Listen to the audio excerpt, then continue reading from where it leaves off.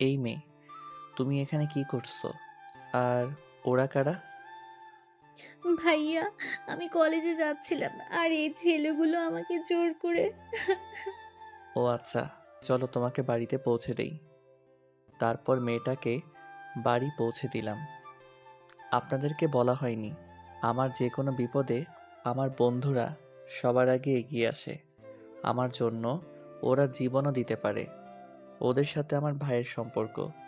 এবার চলুন আমার পরিচয়টা দিয়ে দেই। আমি সাইফুর রহমান, অনার্স প্রথম বর্ষে পড়ি। বখাটে একটা ছেলে। খাই দাই ঘুমাই, গল্প লিখি আর গান গাওয়ার ক্ষুদ্র প্রতিভা আছে। এবার গল্পে আসা যাক। বন্ধুরা যে যার মতো বাসার দিকে রওনা দিলাম। হঠাৎ একটা পুলিশের গাড়ি এসে আমার সামনে থামলো। কিছু অফিসার নেমে আমার হাতে হাতকড়া পরিয়ে গাড়িতে তুলল। তারপর থানায় এনে লকআপে ঢুকালো। তারপর লাঠি নিয়ে এক ম্যাডাম আসলো। ম্যাডাম দেখে আমি গ্রাসিত। এত সুন্দর কোনো পুলিশ হতে পারে? আমি অন্য রাজ্যে হারিয়ে গেলাম। ম্যাডামের ডাকে বর্তমানে আসলাম। কি রাস্তায় রাস্তায় ঘুরে মারামারি করা হচ্ছে? কনস্টেবল সাহেব, কিছু গরম ডিম নিয়ে আসেন তো। ও মা, বলে কি? গরম ডিম দিয়ে কি করবেন ম্যাডাম? কি করব সেটা আনলেই দেখতে পারবা। বিশ্বাস করেন ম্যাডাম, আমি কিছুই করিনি। ওই ছেলেগুলো একটা মেয়ের সাথে অসভ্যতা করেছে, তাই ওদের মেরেছি। চুপ, একদম কথা বলবি না। ততক্ষণে আমার বন্ধুরা উকিল সাহেবকে নিয়ে চলে আসছে জামিন নিয়ে। সেদিনের মতো বেঁচে গেলাম। না হলে যে রাগী পুলিশ ম্যাডাম একেবারে গরম ডিম দিয়ে দিত। আব্বু আম্মু কিছুই জানে না আমি যে এতক্ষণ শ্বশুরবাড়ি ছিলাম। কি ব্যাপার সাহেব, সারাদিন কোন রাজ্যে ছিলেন? বাবা বন্ধুদের সাথে একটু ঘুরতে গেছিলাম। এইসব আড্ডাবাজি আমার ঘরে চলবে না। ওকে বাবা। বাবা সামনে থেকে এসে নিজের রুমে গিয়ে ফ্রেশ হয়ে নিলাম। মা দুপুরের খাবার জন্য ডাক দিলেন। খুব খিদে পেয়েছে, মনে হয় পেটের মধ্যে ইঁদুর দৌড়াচ্ছে। সারাদিন কিছুই খাইনি। আবার খাইনি বললেও ভুল হবে। শ্বশুরবাড়িতে কয়টা ডান্ডার বাড়ি খেয়েছি। খাবার খাওয়ার জন্য টেবিলে বসলাম। কি ব্যাপার আমার গুণদর ছেলে, সারাদিন কোথায় ছিলেন? খাওয়ার সময় তো ঠিকই আসেন। মা, আমার যে কত বিজনেস তুমি জানো? সে বিজনেসে টাকা আসে না যায়। বেশি কথা না বলে খেয়ে আমাকে উদ্ধার কর। আর কথা না বলে তাড়াতাড়ি খেয়ে নিলাম। তারপর রুমে গিয়ে একটু রেস্ট নিলাম। বিকেলবেলা আড্ডা দেওয়ার জন্য বাসা থেকে বের হলাম। কিছু দূর যাওয়ার পর দেখলাম এক জায়গায় অনেক লোক জমা হয়েছে। আস্তে আস্তে সেখানে গেলাম। গিয়ে যা দেখলাম তা দেখে আমার চোখ কপালে উঠে গেছে। দেখি সেদিনের পুলিশ ম্যাম কিছু বখাটে ছেলেকে হাতছা করে ধুলাই করছেন। আমি তো ভয় শেষ, তাড়াতাড়ি সেখান থেকে কেটে পড়লাম। এবার আসুন পুলিশ ম্যামের পরিচয়টা দেই। ওনার নাম শিমলা, গায়ের রং দুধে আলতা, এখানকার থানার ভারপ্রাপ্ত মহাপরিচালক। গুন্ডা বদমাশরা ওনার নাম শুনলে ভয় কাঁপে। এবার গল্পে আসা যাক। সেখান থেকে এসে ক্লাবের বন্ধুদের সাথে আড্ডা দিলাম। কিরে, সেদিন কেমন দিল পুলিশ ম্যাম? শালা, তোদের সাথে আর কথাই বলবো না। সারাদিন খালি পচাস। সরি দোস। কিছু না বলে সেখান থেকে চলে আসলাম। কিছু দূর যেতেই আবার পুলিশের গাড়ি এসে হাজির। কিন্তু আজকে ম্যাডাম শুধু একা গাড়িতে। আই ছেলে, এদিকে আসো। গাড়ির কাছে আসলাম। বিশ্বাস করেন ম্যাডাম, আমি কিছুই করিনি। আরে ভয় পেও না, আমি তোমাকে ধরতে আসিনি। আমার ভয়টা একটু কাটলো। গাড়িতে ওঠো, তোমার সাথে কথা আছে। কি কথা ম্যাম? বেশি কথা না বলে ওঠো বলছি। আমি গাড়িতে উঠে পড়লাম। ম্যাডামের দিকে অবাক হয়ে তাকিয়ে রইলাম। কি সুন্দর চাহনি, পরীর মতো চেহারা। আমি কিছু বুঝলাম না, এত সুন্দর মেয়েরা কেন যে পুলিশের চাকরি করে। এমন হা করে কি দেখছো? ম্যাডামের ডাকে বর্তমানে ফিরলাম। না মানে ম্যাডাম, কিছু না। তারপর ম্যাম যা জিজ্ঞেস করলেন তা শোনার জন্য আমি মোটেই প্রস্তুত ছিলাম না। এই প্রেম টেম করো নাকি? গার্লফ্রেন্ড আছে? কি বলেন ম্যাডাম, নিজেকে সামলাতে পারি না আর গার্লফ্রেন্ড সামলাবো কেমনে? ভালো ছেলে। সাবধান, কোনো মেয়ের দিকে তাকাবে না আর কথাও বলবে না। যদি দেখি তাহলে একদম থানায় নিয়ে ভরে রাখবো। কি কাণ্ড! উনি তো রীতিমতো হুকুম চালাচ্ছে। আমি কি ওনার স্বামী নাকি? ওকে ম্যাম, আপনি যা বললেন তাই হবে। মনে থাকে জানো। আর তোমার নামটা তো জানা হলো না। ম্যাম, আমার নাম সাইফুর রহমান।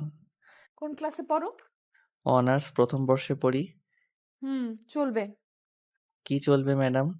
কিছু না, চুপচাপ বসে থাকো। ম্যাম, আমি বাসায় যাব। ও, তাহলে তোমার ফোন নাম্বারটা দিয়ে যাও। ফোন নাম্বার দিয়ে কি করবেন ম্যাম? তোমার খোঁজ খবর নেব, কোথাও আবার অকারেন্স করো কিনা। আসলে ম্যাম আমি ফোনই চালাই না। আব্বু আমাকে কোনো ফোন কিনে দেন নাই। ডাহা মিশা কথা। প্রতি মাসে 2টা কিনি আর 2টা বিক্রি করি। কি বলো, এত বড় ছেলে এখনো ফোন ইউজ করো না? আচ্ছা চলো আমার সাথে বাসায়, পরে যেও। কোথায় ম্যাম? চলো, গেলেই দেখতে পারবা। আমি আর কিছু বললাম না। গাড়ি চলল। গাড়িটা একটা বড় মোবাইল শপের সামনে এসে থামলো। ম্যাম বলল। তারপর নেমে শপিং মলের ভিতরে প্রবেশ করলাম। ম্যাম স্মার্টফোন দেখতে লাগলেন। দেখো তো এই ফোনটা পছন্দ হয় কিনা। ম্যাডাম, অনেক ভালো। কিন্তু কার জন্য? একজনকে গিফট করব। ও ভালো, তার নিশ্চয়ই পছন্দ হবে। তারপর ম্যাম ফোনটা কিনে নিয়ে বললেন। চলো। তারপর আমরা গাড়িতে গিয়ে বসলাম। ম্যাম আমার হাতে ফোনটা আর ওনার কার্ডটা দিয়ে বললেন। আমার নাম্বারটা সেভ করে রাখবা, অন্য কারো নাম্বার যেন না দিয়ে। ম্যাম কি দরকার ছিল আমার জন্য এত দামি ফোন কেনার? আমার ইচ্ছে হয়েছে তাই। তারপর ম্যাম আমাকে আমার বাসার সামনে নামিয়ে দিলেন। Bye, see you later. Bye ma'am. যাক বাবা, সকালে কার মুখ থেকে উঠেছিলাম যে দিনটা এত ভালো গেল। বিনা ইনভেস্টমেন্টে 20,000 টাকা দামের ফোন পেলাম। তারপর রুমে গিয়ে ফ্রেশ হয়ে নিলাম। আম্মু খাবারের জন্য ডাকছেন। সাইফুর, খাবার খেয়ে যা, আমরা বসে আছি। ওকে, আসতেছি আম্মু। তারপর খাবার খেতে টেবিলে বসলাম। কি আজকে এত খুশি খুশি কেন? ব্যাপার কি? কই কিছু না তো, আমার তো মুখটাই এমন। তাড়াতাড়ি খাবার খেয়ে রুমে আসলাম। শুয়ে শুয়ে ভাবতে লাগলাম, পুলিশ ম্যাম আমাকে এত দামি একটা ফোন কেন কিনে দিলেন? তাহলে উনি কি আমাকে ভালোবেসে ফেলেছেন? সত্যি বলতে আমিও প্রথম দেখাতে ওনার প্রেমে পড়ে গেছি, যাকে বলে লাভ অ্যান্ড ফার্স্ট সাইট। প্রথম দেখায় প্রেম। এসব ভাবতে ভাবতে ফোনটা বেজে ওঠে। এত রাতে আবার কে ফোন করলো? নাম্বার চেয়ে দেখি পুলিশ ম্যাম। ওনার নাম্বার পুলিশ ম্যাম দিয়ে সেভ করে রেখেছিলাম। তাড়াতাড়ি ফোনটা রিসিভ করলাম। হ্যালো, কি করছো? কে আপনি? আমাকে চিনতে পারছো না? আমি তোমার পুলিশ ম্যাম। ও ম্যাম, আপনি? আমি তো আপনার কথাই ভাবছিলাম। আমার কথা ভাবছিলে কেন? এই যে আপনি আমার কত কেয়ার করেন তাই। ও আচ্ছা, শোনো, কাল সকালে রেডি থেকো, তোমাকে নিয়ে আসবো। Okay ma'am. Good night. Same to you ma'am. তারপর ফোনটা রেখে ঘুমিয়ে পড়লাম। ঘুম আসছে না, শুধু ম্যামের কথাই মনে পড়ছে। কিছুতেই ওনার চাঁদ মুখখানা ভুলতে পারছি না। কোনো রকম রাতটা পার করলাম। সকালে কে যেন আমাকে ডাকছে, খেয়াল না করে ঘুমিয়ে রইলাম। কোলবালিশটা শক্ত করে জড়িয়ে ধরলাম, কিন্তু আশ্চর্য, কোলবালিশটা আজকে এত নরম লাগছে কেন? যার একটু ঘুমাই, হঠাৎ অনুভব করলাম কি যেন নড়াচড়া করে আমার বুকের উপর। শালার কোলবালিশেরও কি হাত পা আছে নাকি? পরে যা দেখলাম তার জন্য 2 মিনিট পাগল ছিলাম। দেখি কোলবালিশ ভেবে ম্যামকে জড়িয়ে ধরে ঘুমিয়ে আছি। আমি চিৎকার করতে লাগলাম, আ ম্যাম আমার মুখটা চেপে ধরলেন। এই চুপ, এত সারের মতো চেঁচাচ্ছ কেন?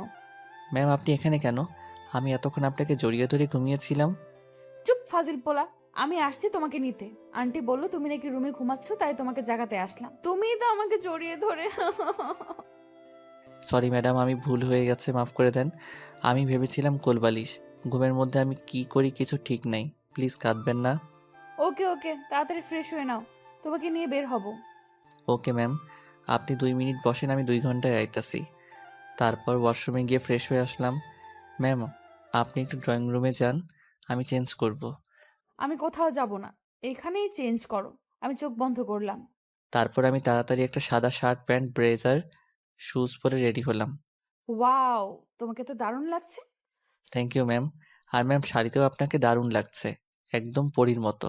হয়েছে হয়েছে, এবার চলো, দেরি হয়ে যাচ্ছে। আর আন্টিকে বলো ফিরতে রাত হবে। তারপর আম্মুকে বলে বেরিয়ে পড়লাম। সারাদিন ম্যামের সাথে ঘুরলাম। রাতে ম্যাম তার এক বান্ধবীর বাসায় নিয়ে আসলেন। তার বান্ধবীর বাকি জন্মদিন। বাড়িটা কি সুন্দর করে সাজানো। আর এখানে সব মেয়ে মানুষ। এত মেয়ের মাঝে আমি খুবই অসহায়। তখন ম্যামের কিছু বান্ধবী আমাদের দিকে এগিয়ে আসলেন। নিজেদের মধ্যে বলতে শুরু করলো, আই আই দেখ, ছেলেটা কি স্মার্ট, হ্যান্ডসাম, কিন্তু এই ছেলেটা শিমলার সাথে কি করছে? এই শিমলা, তোর সাথে এই হিরোটা কে? একদম নজর দিবি না, চোখ তুলে ফেলবো। তা দুলাভাই কেমন আছেন? আমি এদের মুখে দুলাভাই ডাক শুনে অবাক। আমি এদের কোন বোনের জামাই? আমি কিছুটা বিরক্তিকর ভাব নিয়ে বললাম, জি ভালো, আপনারা? সবাই একসাথে বলল, দুলাভাই যখন এসেছে শালিরা কি খারাপ থাকতে পারে? আচ্ছা দুলাভাই, আমরা এখন আসছি, পরে কথা হবে। আর আমাদের বোনটাকে একটু সামলে রাখবেন, হারিয়ে যেন না যায়। আমি কথাবার্তা শুনে বারবার অবাক হচ্ছি। শালার বিয়েই করলাম না, তার আগেই দুলাভাই ডাক শুনতে হয়। আপাতত এসব চিন্তা বাদ দিতে হবে। এদিকে জন্মদিনের কার্যক্রম শুরু হয়ে গেল। রাতও প্রায় 12টা বেজে গেল। সবাই চিল্লাচিল্লিতে ব্যস্ত। শালার সবগুলাই মাইয়া। তাদের মাঝে আমি এক অসহায় হাড্ডি। কেক কাটা শুরু করলো শিমলার বান্ধবী হাসনা হেনা। কেক খাওয়া শেষে একে অপরের মুখে কেক মাখাতে ব্যস্ত। হঠাৎ চমকে উঠলাম। কে যেন আমার মুখে কেক মাখিয়ে দিয়েছে, যার জন্য আমি মোটেই প্রস্তুত ছিলাম না। চেয়ে দেখি শিমলার এক বান্ধবী। একটু আগেই তার সাথে আমার পরিচয় হলো। আমার মাথায় রক্ত উঠে গেছে। রাগে ঘাটা থরথর করে কাঁপছে। ইচ্ছে করছে কষে একটা চড়মারি মুহূর্তেই। ঠাস ঠাস তাকিয়ে দেখি শিমলা তার বান্ধবীর গালে চর বসিয়ে দিয়েছে। আমি তো দেখেই শেষ। যে কাজ আমি করব শিমলাই করে ফেললো। যাক বাবা। সবাই সব আয়োজন বন্ধ করে দিয়ে আমাদের দিকে তাকিয়ে রইল। তো সাহস কি করে হয় ওর গালে কেক মাখানোর, ওর গালে হাত দেওয়ার? বান্ধবী মাথা নিচু করে দাঁড়িয়ে আছে। শিমলা আমার কাছে এসে নিজের শাড়ি দিয়ে আমার মুখটা পরিষ্কার করে দিল। আমি হাঁ করে শিমলার কর্মকাণ্ড দেখছি, সাথে বাকি সবাই। তারপর শিমলা আমার হাতে ধরে টেনে সেখান থেকে নিয়ে আসে, আমাকে গাড়িতে এসে বসালো। তারপর আমি আর ম্যাডাম কোনো কথা বললাম না। সাইফুর কাল একটু পার্কে দেখা করতে পারবে? আমি কোনো কথা বললাম না। শিমলা কি বলছে আমার কোনো খবর নাই। আমি শুধু শিমলার দিকে তাকিয়ে রইলাম। কি করলো মেয়েটা? কি হলো সাইফুর, আমি কি বলছি শুনতে পেরেছো? না ম্যাডাম, কি যেন বলছিলেন? এই তুমি সারাদিন ম্যাডাম ম্যাডাম বলো কেন? শিমলা বলে ডাকবে, মনে থাকে যেন। ওকে। কালকে পার্কে চলে আসবে, ওকে? Okay ma'am. থুক্কু শিমলা। তারপর পুলিশ ম্যাম মানে শিমলা আমাকে বাসার সামনে নামিয়ে বাই বলে চলে গেল। আমিও রুমে চলে আসলাম। বারবার শিমলার আজকের পাগলামিগুলো মনে পড়ছে। কিন্তু হঠাৎ মনে প্রশ্ন জাগলো, শিমলা আমাকে কাল পার্কে কেন দেখা করতে বলল? এসব ভাবতে ভাবতে কখন যে ঘুমিয়ে পড়লাম খবর নেই। সকালে উঠে পার্কের দিকে রওনা দিলাম। পার্কের কাছে যেতেই যা দেখলাম, আমি আর দাঁড়িয়ে থাকতে পারলাম না, মাটিতে বসে পড়লাম। দেখি পুলিশ ম্যাম মানে শিমলার রক্তমাখা শরীর নিয়ে রাস্তায় পড়ে আছেন। কেউ ধরছেন। আমি চিৎকার করে কেঁদে উঠলাম। দৌড়ে ম্যামের কাছে আসলাম। ম্যামকে কোলে তুলে নিলাম। হাসপাতালের দিকে রওনা দিতে লাগলাম। তখনই একটা পুলিশের গাড়ি এসে আমার সামনে থামলো। ভাই, ম্যাডামকে তাড়াতাড়ি গাড়িতে উঠান। আমি কিছু না ভেবে তাড়াতাড়ি ম্যামকে গাড়িতে তুললাম। আমার চোখ দিয়ে অঝরে পানি ঝরছে, জানি কেন নিজেকে কন্ট্রোল করতে পারছি না। হাসপাতালের সামনে এসে আমি আর পুলিশ অফিসার ম্যামকে আইসিইউতে পাঠালাম। আমার ভেঙে পড়া দেখে পুলিশ অফিসার বলল, আচ্ছা ভাই, ম্যাডাম আপনার কে হয়? আমি কে না হয় পরে জানলেন, আগে বলুন ম্যামের এই অবস্থা কি করে হলো? আপনি কিছু জানেন? তারপর পুলিশ অফিসার মানে ম্যামের সহকারী বলতে শুরু করলো, তাহলে শুনুন, আমি হলাম এই এলাকার থানার পুলিশের সহকারী মহাপরিচালক। 1 মাস আগে শিমলা ম্যাম এখানে পুলিশের ভারপ্রাপ্ত মহাপরিদর্শক হিসেবে জয়েন করেছিল। এখানকার মেয়র জামিল সাহেব ম্যাডামকে অন্যায় অফার করে কিনতে চেয়েছিল।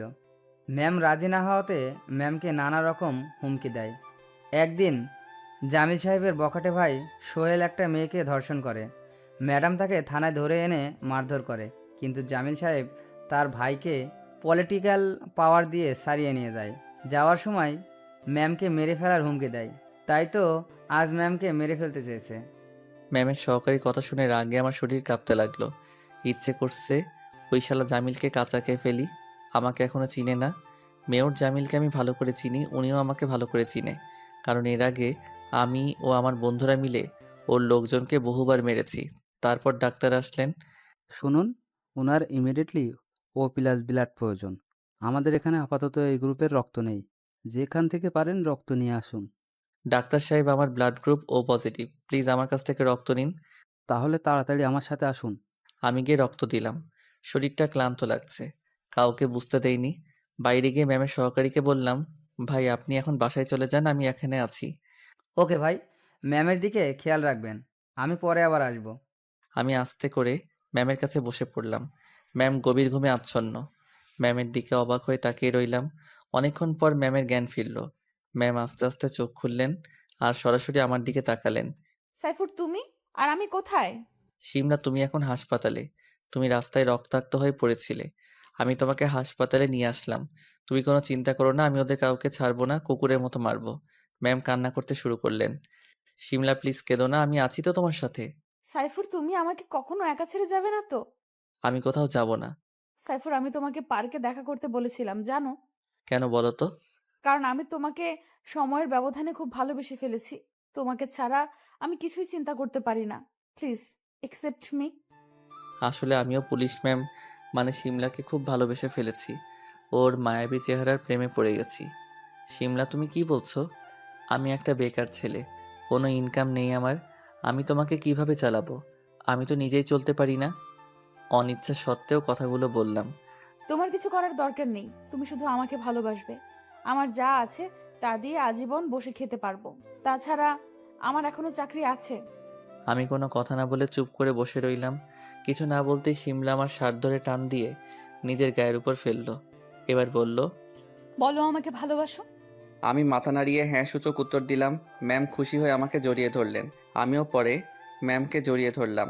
আমি শিমলার জন্য রিলিজ লেটার নিয়ে আসলাম। এতদিন হাসপাতালে থেকে মেয়েটা কেমন শুকিয়ে গেছে। আমি ওর মায়ায় জড়িয়ে পড়লাম। আমি ম্যামকে নিয়ে হাসপাতালে থেকে বের হতেই ম্যামের সহকারী শাকিল ভাই হাজির হলেন। ম্যাম আমার কাঁধে হাত দিয়ে রুম থেকে বের হচ্ছেন। আমাদের এভাবে দেখে শাকিল ভাই তো অবাক। আরে শাকিল ভাই, আপনি কেমন আছেন? আলহামদুলিল্লাহ ভালো। শাকিল ভাই, আপনি জানতে চেয়েছিলেন না আপনার ম্যাম আমার কি হয়? হ্যাঁ। আপনাদের ম্যাম হচ্ছে আমার গার্লফ্রেন্ড। আমি ওনার সামনে কথাটা বলতেই ম্যাম লজ্জায় আমার বুকে মুখ গুজলেন। সরি স্যার, আমি চিনতে পারি নাই। আরে আপনি আমাকে স্যার বলছেন কেন? ভাই বললে খুশি হব, তাছাড়া আমি আপনার বয়সে ছোট। ওকে ভাই, চলুন। ম্যাম চলুন, আপনাকে বাসায় পৌঁছে দেই। আচ্ছা চলুন। তারপর শাকিল ভাই আমাদের ম্যামের বাসায় ছেড়ে দিলেন। ম্যাম আমি থানায় যাই, অনেক ফাইল পড়ে আছে। আর হ্যাঁ ম্যাম, আপনি সুস্থ না হওয়া পর্যন্ত আসবেন না, আমি সব সামলে নেব। তারপর শাকিল ভাই সেখানে চলে গেলেন। আমি ম্যামকে নিয়ে বাসায় ঢুকলাম। ম্যামের বাসাটা 3 তলা ছাদ বিশিষ্ট। ম্যামকে আস্তে করে নিয়ে ওর রুমে শোয়ালাম। মাথায় হাত বুলিয়ে দিলাম, শিমলাকে খাবার খাইয়ে দিয়ে ওষুধ খাইয়ে দিলাম। অনেক রাত হয়ে গেছে, বাসায় ফিরতে হবে। আব্বু আম্মু নিশ্চয়ই চিন্তা করছে। শিমলা তুমি চুপচাপ লক্ষ্মী মেয়ের মতো ঘুমিয়ে পড়ো, আমি আসছি। অনেক রাত হয়ে গেছে, বাসায় ফিরতে হবে। আমি আবার সকালে আসবো। প্লিজ যেও না, রাতটা এখানে থেকে যাও। আমার মা বাবা রাজশাহী, আমাদের পুরনো বাড়িতে। আর তারা এখনো জানে না যে আমার এই অবস্থা। আমার খুব ভয় হচ্ছে। তুমি কি বলছো? আমার এখানে থাকাটা উচিত হবে না? সবাই বাজে মন্তব্য করবে। কেউ কিছু বলবে না, আর বললে একদম থানায় নিয়ে ভরে রাখবো। শিমলা অনেক জোরাজোরি করলো। আমি রাজি হয়ে গেলাম, কারণ এ অবস্থায় শিমলাকে একা ফেলে যাওয়া ঠিক হবে না। আব্বুকে ফোন করে বললাম আমি আজ বন্ধুর বাসায় থাকবো, রাতে ফিরতে পারবো না, কোনো চিন্তা না করতে। ঠিক আছে, আমি সোফায় ঘুমাবো। তোমার বিশ্বাস নাই? কি করে বসো। ওকে ওকে। আমি সোফায় গিয়ে ঘুমিয়ে পড়লাম। গভীর রাতে কারো চিৎকার শুনে ঘুম ভেঙে গেছে।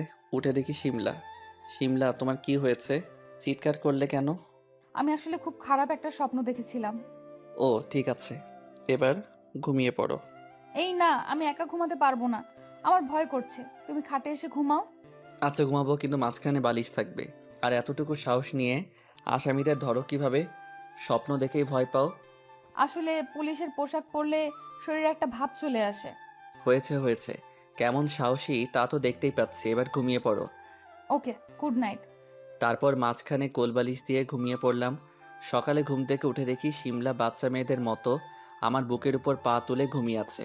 আমি ওকে সরিয়ে ফ্রেশ হয়ে আসলাম। শিমলা উঠো, ফ্রেশ হয়ে নাও, ওষুধ খেতে হবে। তারপর শিমলা উঠে ফ্রেশ হয়ে নিল। আমি শিমলাকে বাইরে থেকে খাবার এনে খাইয়ে দিলাম। আমি হালকা কিছু খেয়ে নিলাম। এভাবে প্রায় 15 দিন লাগলো শিমলার সুস্থ হতে। সাইফুর, আমি আজকে একটু থানায় যাব। আমি কতদিন যাইনি, কত কেস পড়ে আছে কে জানে। ওকে চলো, তোমাকে পৌঁছে দিই। ওকে চলো। তারপর শিমলাকে ওর গাড়িতে করে থানায় নিয়ে আসলাম। আমাকে আর শিমলাকে হাত ধরে আসতে দেখে থানার সবাই অবাক, কারণ কিছুদিন আগে তারাই আমাকে ধরে এনেছিল। অবাক হওয়াটা স্বাভাবিক। সবাই দাঁড়িয়ে শিমলাকে সালাম দিল। কেমন আছেন ম্যাডাম? জি আলহামদুলিল্লাহ। তারপর শিমলা আমাকে নিয়ে ওর কেবিনে ঢুকলো। সাইফুর, বলো কি খাবে? স্পেশাল কিছু খাবো। বলো স্পেশাল কি খাবে। আজ তুমি যা খেতে চাইবে তাই খাওয়াবো, কারণ এখন তুমি আমার অতিথি। তোমার মিষ্টি ঠোঁট দুটো খাবে। এটা বাসা না, থানা। এখানে এসব চলবে না। বাসায় যেয়ে নেই, তারপর দেখা যাবে। না আমি এখন খাবো, আমার সহ্য হচ্ছে না। এই বলে আমি শিমলার দিকে এগিয়ে আসতে লাগলাম। শিমলা পিছনে যেতে লাগলো। এই কাছে আসবে না, আমার লজ্জা করে। আমি ওকে আর কিছু বলতে না দিয়েই 4 ঠোঁট এক করে দিলাম। আহ কি মিষ্টি তোমার দুটো। কিন্তু দরজার দিকে তাকিয়ে দেখি শাকিল ভাই মুচকি হাসছে, কারণ দরজাটা খোলা ছিল। ম্যামের চোখ পড়তেই শাকিল ভাই চলে গেল। এইভাবে 5 মিনিট থাকার পর ছেড়ে দিলাম। জানেমান তোমার ঠোঁট জোড়া এত মিষ্টি কেন? তোমার ঠোঁট দুটো দেখলে আমি লোভ সামলাতে পারি না, শুধু কিস করতে ইচ্ছে করে। যা লুচু ছেলে, একটুও শরম নাই। সবাই দেখে ফেলছে আমাদের। দেখলে তো ভালো হইছে, তাদের একটু সিনেমা দেখার শখ হইছে। হ্যাঁ শয়তান, যাও, এখন অনেক ফাইল পড়ে আছে। আচ্ছা যাচ্ছি, ফোন করবে কিন্তু। ওকে যাও। তারপর আমি থানা থেকে বের হতে লাগলাম। বের হতে বড় ধরনের শক খেলাম। মেয়র জামিল ও তার ভাইয়েরা থানার দিকে যাচ্ছে। আমি বুঝতে পারলাম কুছ তো গড়বড় হ্যায়। ওরা আবার শিমলার কোনো ক্ষতি করবে না তো? শালাকে তো বিশ্বাস নেই। শালা তোদের আজকে পেয়েছি। আমার শিমলার গায়ে হাত তুলেছিস, তোদের একটাকেও বাড়ি ফিরতে দিব না। দেখি তোগো কোন বাপে আয়া বাসায়। তাড়াতাড়ি ক্লাবের ছেলেদের ফোন করলাম, সবাই আমার ফ্রেন্ড। কিছুক্ষণের মধ্যে ওরা চলে আসলো। রাফি তোরা এখানে দাঁড়া, আমি ভিতর থেকে আসতেছি। থানার ভিতরে ঢুকলাম। এই, কোথায় যাচ্ছিস? মেয়রের বদমাশ ভাই আমার কলার ধরে বলল, মাথায় রক্ত উঠে গেছে। রাগের মাথায় মেয়রের ভাইয়ের টান বরাবর আঘাত করলাম। টান ফেটে রক্ত পড়ছে। থানার ভিতরে চিৎকার শুনে আমার বন্ধুরা চলে আসলো। তারপর মেয়রের লোকদের ধরে বাইরে নিয়ে গেল, কারণ আমরা বন্ধুরা ছিলাম 100 জনের মতো, আর ওরা মাত্র 10 জন। সিমলার কেবিনের দিকে নজর গেল। দেখলাম সিমলার কেবিন বন্ধ, আর ভেতরে সিমলার চিৎকার শোনা যাচ্ছে। আমি লাথি মেরে কেবিনের দরজা ভেঙে ফেললাম। দেখি মেয়র জামিল বলছে, শালি, তোকে একবার মেরে ফেলতে চেয়েছি, কিন্তু তোর ভাগ্য ভালো বেঁচে গেছিস। কিন্তু আজ তোর এমন অবস্থা করব, কোথাও মুখ দেখাতে পারবি না। তারপর শিমলাকে জড়িয়ে ধরে শিমলার চিৎকার করছে। আমি ম্যামের লাঠি নিয়ে ঠাস করে মেয়র জামিলের মাথায় আঘাত করলাম। শালা মাটিতে লুটিয়ে পড়ল। আরেকটা মারতেই শাকিল ভাই আমার লাঠি ধরে ফেলল। সাইফুল ভাই, এভাবে মারলে তো মরেই যাবে। শালা আগে সুস্থ হোক, তারপর পাছায় গরম ডিম দিব। মেয়র হয়েছে বলে যা ইচ্ছা তাই করবে নাকি? তারপর শিমলা দৌড়ে এসে আমাকে জড়িয়ে ধরলো, কান্না শুরু করলো। শাকিল ভাই, আপনারা থানায় থাকতে এ অসভ্যটা থানায় এসে অসভ্যতামি করার সাহস পায় কি করে? আসলে ভাই, আমি একটা আসামি ধরতে গিয়েছিলাম, এসেই দেখি এই অবস্থা। আর বাকিরা চাকরি হারানোর ভয়ে কিছুই বলে না। তারপর পুলিশ অফিসারদের কিছুক্ষণ জ্ঞান দিলাম। ওরা মেয়র জামিলকে টেনে হাসপাতালে নিয়ে গেল। আমিও শিমলাকে নিয়ে বেরিয়ে পড়লাম। শিমলা এখনও আমাকে জড়িয়ে ধরে কাঁদছে। আমি গাড়ি ড্রাইভ করে শিমলার বাসার সামনে চলে আসলাম। ওর কান্না যেন কিছুতেই থামছে না। আমি ওকে নিয়ে ওর রুমে গেলাম। তুমি কেন ওদেরকে মারতে গেলে? তোমার কোনো ক্ষতি করে? ও বদমাসটা আমার কিছুই করতে পারবে না। ও তোমার সাথে অসভ্যতামি করার চেষ্টা করছে। তোমার যদি কোনো কিছু হয়ে যেত, আমি কি নিয়ে বাঁচবো বলতে পারো? এত ভালোবাসো আমায়? হুম, নিজের জীবনের থেকেও বেশি। শিমলা একটা দুষ্টু হাসি দিয়ে আমাকে জড়িয়ে ধরলো। ওর গোলাপি ঠোঁট আমার ঠোঁটের সাথে লাগিয়ে দিলাম। এভাবে 5 মিনিট থাকার পর শিমলা বলে উঠল, বিয়ে করবে আমায়? হুম। সত্যি? হুম, 3 সত্যি। সাইফুর, তুমি আজ আমার কাছে যা চাও আমি তাই দিব। সত্যি দিবা? হুম। আমি শুধু তোমার গোলাপি ঠোঁটের কোমল পরশ পেতে চাই। এই বলে আমি শিমলার খুব কাছে চলে আসলাম। দুজনেরই নিঃশ্বাস ভারী হয়ে আসছে। শিমলা বিছানায় পড়ে গেল। বাকি ইতিহাসটা আমাদের মধ্যেই থাক। শিমলা, আজকে তোমাকে মা বাবার কাছে নিয়ে যাব, কিন্তু শোনো, আমি আগে বাসায় যাব, তার কিছুক্ষণ পর তুমি বাসায় আসবে। শিমলাকে সব বুঝিয়ে দিলাম। আমি বাসায় চলে আসলাম, রুমে গিয়ে ফ্রেশ হয়ে নিলাম। সারাদিন অনেক ধকল গেছে, বিছানায় শুতেই ঘুমের রাজ্যে হারিয়ে গেলাম। কিছুক্ষণ পর শিমলা আমাদের বাসায় আসলো। কলিং বেল চাপ দিতে আম্মু এসে দরজা খুলে দিল। আম্মু শিমলাকে আগে থেকে চিনে, কারণ শিমলা এর আগে একবার আমাদের বাড়িতে এসেছে। পাঠক পাঠিকাদের নিশ্চয়ই মনে আছে। কি ব্যাপার মা, তুমি হঠাৎ? আন্টি আপনার ছেলে কোথায়? আমি ওকে অ্যারেস্ট করতে এসেছি। কেন মা, আমার সাইফুর কি করেছে? অনেক বড় অপরাধ করেছে আপনার ছেলে। একটা নিরীহ মেয়ের মন চুরি করেছে। মেয়েটা ওর জন্য রাতে ঘুমাতে পারে না। শিমলা এক নিঃশ্বাসে বলে ফেলল। শিমলার কথা শুনে আম্মু আর হাসি থামাতে পারছে না। মা, আমার ছেলে কোন মেয়ের মন চুরি করেছে শুনি? আমি তার চাঁদ মুখখানা দেখতে চাই। কার আবার? আমার। কথাটা বলে শিমলা জিহ্বায় কামড় দিল। আয় হায়, কি বলে ফেললাম! শিমলা লজ্জায় মাথা তুলতে পারছে না। আম্মু বিষয়টা বুঝতে পেরে মুচকি হাসি দিল। ও মা, তাই নাকি? আমার সাইফুর তোমার মন চুরি করেছে? আমার অপদার্থ ছেলেটা এতদিন একটা কাজের কাজ করলো। এত মিষ্টি একটা মেয়ে। শিমলা আম্মুর পা ছুঁয়ে সালাম করলো। মা আর শিমলা নিচে বসে করছে। আমি রুমে নাক টেনে ঘুমিয়ে আছি। হঠাৎ কে যেন আমার পা ধরে টেনে খাটের নিচে ফেলে দিল। আমি চিৎকার করে উঠলাম, কোন শালারে আমার ঘুমটা নষ্ট করলো! আমি তোর শালা, তলে তলে টেম্পু চালাও, আমরা বললেই হরতাল। আমার চাচাতো বোন ইভা। কি হইছে? বলছি তো নাকি? নিচে গিয়ে দেখ কি হয়েছে। হারামি আমার মন ভেঙে দিল। ঠাডা পড়বো তোর উপর, ঠাডা। তারপর নিচে নেমে দেখি আম্মু, আব্বু আর আমার ছোট বোন তাহমিনা মিলে শিমলার সাথে গল্প করছে। আম্মু বলল, কি ব্যাপার আমার গুণদর ছেলে? এত এগিয়েছেন আর আমরা কিছুই জানি না? এত মিষ্টি একটা মেয়ের মন চুরি করেছে, অথচ আমরা কিছুই জানি না? আমি লজ্জায় শেষ। তোরা কেউ মাইরালা আমারে। আন্টি আমার মাম্মি আর বাপি সাইফুরকে দেখতে চেয়েছে। আপনি যদি অনুমতি দেন তাহলে আমি কালকে সাইফুরকে নিয়ে রাজশাহী রওনা দিব আর আমাদের বিয়ের কথাটা ফাইনাল করব। আব্বু আম্মু সবাই রাজি হলো। তারপর শিমলা বাসার দিকে রওনা দিল, কিন্তু আম্মু যেতে দিল না। মা শিমলা, আজকে তুমি এখানেই থাকো, এখান থেকেই রওনা দিও। Okay aunty. আন্টি না, আম্মু বলো। ওকে আম্মু। সেদিন রাতে শিমলা আমাদের বাড়িতে থেকে যায়। রাতে অনেক খোশ গল্প করলাম। তারপর সবাই যে যার মতো ঘুমিয়ে পড়লাম। আমি আমার রুমে আর শিমলা আমার বোন তাহমিনার রুমে ঘুমিয়ে পড়লাম। সকালে পরে শিমলা আমাকে জাগিয়ে আব্বু আম্মুকে সালাম করে সবার থেকে বিদায় নিয়ে আমি আর শিমলা রাজশাহীর উদ্দেশ্যে রওনা দিলাম। আমি রাজশাহীর কিছুই চিনি না। জীবনে প্রথম যাব কী কাণ্ড! আমি আর শিমলা ট্রেনে উঠলাম। স্টেশনে যে কত মানুষ, আমাকে তার কোনো হিসাব নেই, কারণ আমি পুলিশিনীর বয়ফ্রেন্ড। পাঠক ভাইয়েরাও পারলে পুলিশিনী বিয়ে কইর, তাহলে রাস্তায় রাস্তায় সালাম পাবা। ট্রেনে উঠে শিমলাকে জানলার পাশের সিটটা দিলাম। শিমলা আমার কাঁধে মাথা থেকে ঘুমিয়ে পড়ল। ট্রেন চলছে, আমি বাইরের প্রকৃতি দেখছি। কিছুক্ষণ পর শিমলাকে উঠিয়ে হালকা কিছু খাইয়ে দিলাম, সাথে আমিও খেয়ে নিলাম। ট্রেন আমাদের গন্তব্য স্টেশনে থামলো। আমি শিমলাকে বললাম, শিমলা, ট্রেন তো থেমে গেছে, আমরা কি এখন নামবো? ও হ্যাঁ, নামো। তারপর আমরা শিমলাদের বাসার দিকে রওনা দিলাম। বাড়িটা অনেক পুরনো, কিন্তু সৌন্দর্যের কোনো কমতি নেই। 3 তলা বাড়ি। আমরা বাসার ভিতরে ঢুকতে অনেকগুলো মেকআপ সুন্দরী আমাদের ঘিরে ধরলো। শিমলা, এটা আমাদের দুলাভাই। আহ, কি কিউট! কোথায় পেলে এই হিরোকে? আমি লজ্জায় মাথা তুলতে পারছি না। আগে পরিচয় হলে দুলাভাইকে নিয়ে পালিয়ে যেতাম। শিমলা রেগে গিয়ে চোখ গরম করে ওই মেকআপ সুন্দরীর দিকে তাকালো। এই, তোরা দেখেছিস ওদের কি ভালোবাসা? আমরা একটু দুলাভাইয়ের সাথে প্রেমালাপ করব, সেটাও সহ্য হয় না।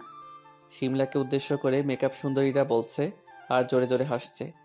তখন একজন 40 বছরের মহিলা এসে বলল, মা শিমলা, জামাই বাবাজিকে নিয়ে ভিতরে আয়। আমি বুঝতে পারলাম উনি শিমলার মাম্মি। আমি ওনাকে সালাম করলাম। উনি আমাকে ধরে ফেললেন। তারপর আঙ্কেল আন্টি আমার মা বাবা সম্পর্কে জিজ্ঞেস করলো। আঙ্কেল বলল, বাবা, তোমাকে আমাদের খুব পছন্দ হয়েছে। তার চেয়ে বড় কথা হলো তোমাকে শিমলা পছন্দ করেছে। ওর পছন্দই আমাদের কাছে সব। আমি চাই তোমার বাবা মার সাথে কথা বলে তাড়াতাড়ি তোমাদের বিয়েটা দিয়ে দিতে। আঙ্কেল আপনারা যা ভালো মনে করেন। শিমলা বিয়েটার কথা শুনে মাথা নিচু করে আছে লজ্জায়। আমরা খাবারের পর্ব শেষ করলাম। শিমলা আমাকে আমার থাকার রুমটা দেখিয়ে দিল। রুমটা বেশ সাজানো গোছানো। রুমে ঢুকে শিমলা দরজা বন্ধ করে দিল। দৌড়ে এসে আমাকে জড়িয়ে ধরলো। কি ব্যাপার শিমলা, আজ এত খুশি খুশি লাগছে? শিমলা লজ্জায় মাথা গুজে আছে। এসো তোমার লজ্জা দূর করে দিই। শিমলা চলে যেতে লাগলো। আমি হাত ধরে ফেললাম, টেনে ওর ঠোঁট চেপে ধরলাম। আহ কি মিষ্টি! হঠাৎ কোথা থেকে যেন একটা 6-7 বছরের মেয়ে এসে বলল, এই ছেলে, তুমি আমার আপুকে কিস করলে কেন? আমাকে চোখে দেখো না? আমি কি কিউট! হাজারো ছেলে আমার উপরে বাস খায়, থুকো, ক্রাশ খায়। আমি পিচ্চিটার কথা শুনে 1 মিনিট পাগল ছিলাম। মাইরালা বলে কি পিচ্চি মেয়েটা?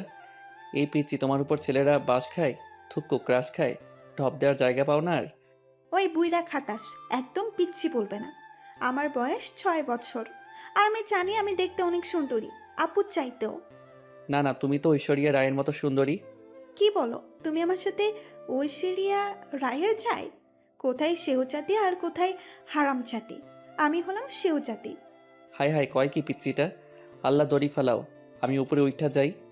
আর বুইড়া খাটাস, তুমি চাইলে আমাকে প্রপোজ করার একটা চান্স নিতে পারো। অ্যাকসেপ্ট করবো কি করবো না সেটা পরে ভেবে দেখবো। হায়, তুমি এসব শোনার আগে আমাকে নিলা না কেন? বিথি, তুই যাবি এখান থেকে? সব সময় শুধু পাটনামি। যাচ্ছি যাচ্ছি। আর এই হিরো শোন, চান্স মিস করো না, পরে পস্তাবে। বিথি চলে গেল। আমি আর শিমলা হাসতে লাগলাম। বিথি মেয়েটা বয়সের চাইতেও বেশি পাক না, একদিনে যে কোনো ছেলের মাথা খারাপ করে দিবে। পাঠক ভাইরা সাবধানে থাইকো। শিমলা আমাকে একটা উম্মা দিয়ে চলে গেল। আমি একটু ঘুমিয়ে পড়লাম। সারাদিন অনেক জার্নি করেছি, খুব ক্লান্ত লাগছে। শুয়ে পড়তেই ঘুমের রাজ্যে হারিয়ে গেলাম। বিকেলে শিমলার ডাকে ঘুম ভাঙলো। ক্লান্ত শরীর নিয়ে উঠতে মন চাইছে না, তবু উঠলাম। কি ব্যাপার সাহেব, ঘুম ভাঙলো? কোথায় একটু আদর করবে? না করে উনি শুধু ঘুমায়। আমার লক্ষ্মীটি রাগ করে না, আসলে খুব ক্লান্ত লাগছে তাই উঠতে মন চাইছে না। ও আচ্ছা শোনো, তোমার ওঠা লাগবে না, আমি তোমার খাবার নিয়ে আসবো। আচ্ছা। শিমলা আমার রুম থেকে চলে গেল। সবাই রাতের খাবারের জন্য বসলো। মা শিমলা, সাইফুর বাবাজিকে খেতে ডাক। আম্মু ও ক্লান্ত, অনেক জার্নি করে আসছে তো। মাম্মি, তুমি আমাকে খাবার দিয়ে আসছি। আচ্ছা, মানে? শিমলা খাবার নিয়ে আমার রুমে আসলো। আমার বাবুটা ওঠো, খাবার খাবে। তুমি খেয়েছো? নিশ্চয়ই খাওনি, এসো আমার সাথে খাবে। তারপর আমি আর শিমলা একে অপরকে খাইয়ে দিতে লাগলাম। হঠাৎ আমার মুখে প্রচণ্ড ঝাল অনুভব করলাম। আমি ঝাল একদম খেতে পারি না, আমি কোনো কথা বলতে পারি না। শিমলা আমাকে পানি দিল। পানি খেয়ে ঝাল আরও দ্বিগুণ বেড়ে গেল। আচমকা শিমলা আমাকে টেনে ও ঠোঁটের সাথে আমার ঠোঁট লাগিয়ে দিল। মুহূর্তেই আমার সব ঝাল দূর হয়ে গেল। কি সাহেব, ছাল গেল? ঝাল না যে কোনো উপায় আছে? যে মিষ্টি খেলাম, খাবারটুকু খেয়ে নিলাম। শিমলা, কিছু বলবে? ও বুঝতে পেরেছি, বিয়ের আগেই তো সব সেরে ফেলেছো, এখন বলতে কিসের লজ্জা? তারপর শিমলা আমাকে উম্মা দিয়ে চলে গেল। পরের দিন আমি আর শিমলা ঢাকায় ফিরে আসার প্রস্তুতি নিচ্ছি। তার জন্য আমি রেডি হচ্ছি, সাথে শিমলাও। এমন সময় আমার রুমে শিমলার পিচ্চি বোন বিথি এসে হাজির। কি রে বুইড়া খাটাস, চান্স না নিয়েই চলে যাচ্ছিস? আমার বোনের মধ্যে কি পেয়েছিস যা আমার মধ্যে নেই? হালার হোমন্দির বইনে বলে কি, তুই কি মিস করছিস নিজেও জানিস না। মাইরালা, এক জ্বালায় বাসি না ঘরে ঢুকছে সাপ, আর এক জ্বালায় বাসি না বৌতিকা ওই বাপ। আমার সোনার কিউট শালিকা, আমি তোমার বোনকে ভালোবাসি। চিরদিন আমার আকাশ, তোমার বইনের বাতাস, তোমার গলায় দিছে ফাঁসি। আমার সোনার পাকনা পিচ্চি শালিকা, আমি তোমার বোনকে ভালোবাসি। যা হারামজাদা, আর কোনোদিন যেন তোর মুখ না দেখি বুইড়া খাটাস। আমার হোমন্দির বোন রাগ করছে মনে হয়। শোন শালিকা, তোমার বোনের সাথে আমার টিয়ে হয়ে গেছে, তাই তোমাকে নিয়ে ভাবার টাইম নাই, বুঝলা? ও মা, কি কাণ্ড! ও তাহলে আমি এখন যাই। এই বলে বিথি দৌড়ে চলে গেল। আমি পিছন থেকে ডাকলাম, ওই হোমন্দির বইন, আয় তোরে নিয়ে পালাইয়া যায়। শিমলা সেজেগুজে রেডি, আমি ওর দিকে এক দৃষ্টিতে তাকিয়ে রইলাম। আজকে আমার পাগলিটাকে পরীর মতো দেখাচ্ছে। একবার বিয়েটা করে নেই, তারপর সুদে আসলে বের করব। তার উপর আবার বউয়ের পয়সায় বসে খাবো, কি কাণ্ড! শাশুড়ি মা আর শ্বশুর ফাদারের কাছ থেকে বিদায় নিয়ে আমি আর আমার পাগলিটা ঢাকার উদ্দেশ্যে রওনা দিলাম। আমার ঢাকায় পৌঁছে সোজা আমাদের বাড়িতে চলে আসলাম। কিরে বাবা, তোরা আসছিস? আসতে কোনো সমস্যা হয়নি তো? না আম্মু, কোনো সমস্যা হয়নি। এবার ভেতরে আয়। আর শোন, আগামী সোমবার তোর আর শিমলা মামুনির বিয়ে।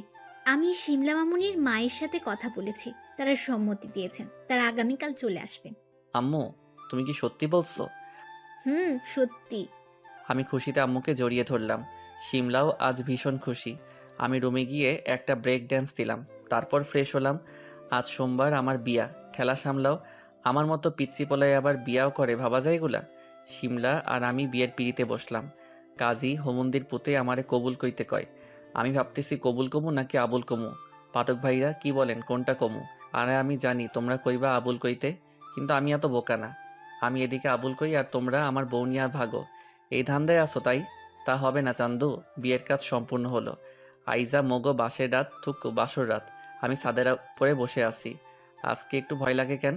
বিয়ের আগেই তো সব শেষ করলাম, তখন ভয় করে নাই, কিন্তু এখন কেন করে? এমন সময় আমার ডেঞ্জারাস পিচ্ছিশালিকা বিতি ছাদে এসে হাজির। কি রে বুইড়া খাটাস, কাম তো সারলি, আর আমার মতো সুন্দরী চান্সটাও মিস করলি। এবার যা বাসের ঘরে, আমার বোন তোরে পাশ দেওয়ার জন্য বসে আছে। বিথি ও বিথি, আমার শয়তানের হাড্ডি শালিকা, আমি ভাবতেছি আমার ফ্রেন্ড লিস্টে কিছু স্যাস্টার ফ্রেন্ড আছে যারা চোরের মতো গল্প পড়ে আর চোরের মতো চলে যায়, তাদের সাথে তোর বিয়া দিমু। তুই কি পারবি ওগুলোরে টাইট দিতে? কোষ কি মামা থুক্কু, দুলাগাই থুক্কু দুলা ভাই, পারবো না মানে? একবার আমার উপরে ছাইড়াতে দেখ কি করি। ঠিক আছে, তুই পারতে থাক, আমি বাসর কইরে আহি। দৌড় দিয়ে বাসর ঘরে প্রবেশ করলাম। ঢুকে দেখে আমার সোনা বউ পুলিশ ম্যাম কোমরে কাপড় বেঁধে লাঠি নিয়ে দাঁড়িয়ে আছে। এসে ঠাস ঠাস, আপনারা কি ভাবছেন আমারে চর মারছে? না রে ভাই, তোমরা এমনি একটু বেশি বোঝো। আমার পুলিশ বউ তো ঠাস ঠাস করে দরজা লক করছে। কি রে শ্বশুরের পোলা, এখন তোর আসার সময় হলো? সিমলা প্রচণ্ড রেগে ফোঁস করতেছে, মনে হয় এখনই বোম ব্লাস্ট হবে। শোন, দেরি করে আসার অপরাধে 100 বার কান ধরে উদ্বাস করবি, না হয় 100টা লাঠির বাড়ি খাবি। বল কোনটা মানবি? না মানলে তোর বাসর বাদ। আমার সোনা বউ, পুলিশ বউ, আমি তোমার সব শাস্তি মাথা পেতে নিব, কিন্তু বাসর বাদ দিতে পারবো না। কি আর করব, পুলিশ বউয়ের আদেশ। 10 বার উঠবস করতেই পুলিশ বউ বলল, হয়েছে আর করতে হবে না, শাস্তি মওকুফ করা হলো। আমি তো খুশির ঠেলায় আমার পুলিশ বউরে নিয়ে একটা কাপল ড্যান্স দিলাম।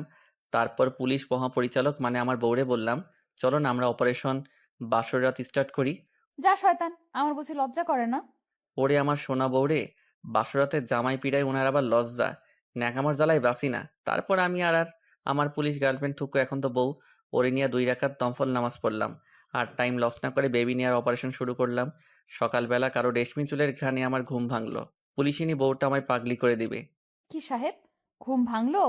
এখন উঠে হন। না, আগে 2টা পাপ্পি দাও, তারপর উঠবো, না হয় উঠবো না। নো নেভার, রাতে অনেক দিয়েছি, এখন আর হবে না। ওঠো, না হলে পানি ঢেলে দিব। না, আমি পাপ্পি ছাড়া উঠবো না।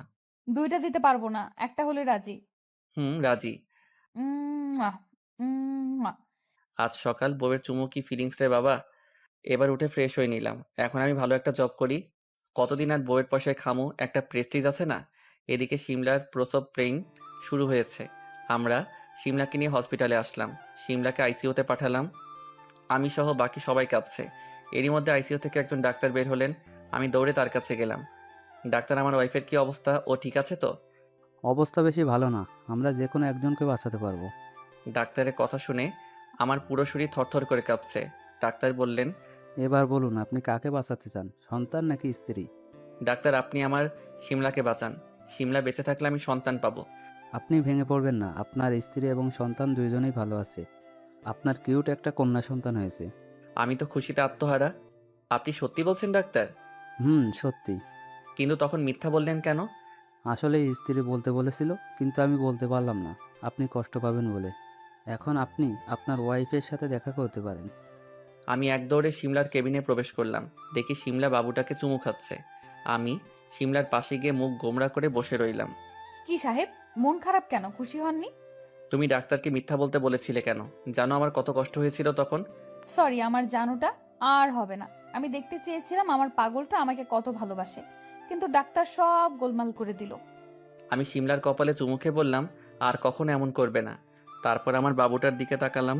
দেখতে অনেক কিউট, একদম মায়ের মতো। ভাবতেছি এইটারেও পুলিশ বানাবো। আপনারা কি কন? ধুর, আপনারা বললেও বানাবো আর না বললেও বানাবো। তারপর সবাই এসে আমার বাবুকে কোলে নিল। আমার মেয়ের বয়স এখন 3 বছর, একদম মায়ের মতো রাগী। কোলে না নিলেই মাইর শুরু করে। পাঠক পাঠিকারা, তোমরা মোর মায়াডার লাইগা দোয়া হইল। এখন মুই আহি। ধন্যবাদ সবাইকে আমাদের পাশে থাকার জন্য। ঘুমিয়ে আছি, হঠাৎ করে অনুভব করলাম কে যেন আমার ঠোঁটে চুমু খাচ্ছে আর আমার চুলগুলো আলতো করে বুলিয়ে দিচ্ছে।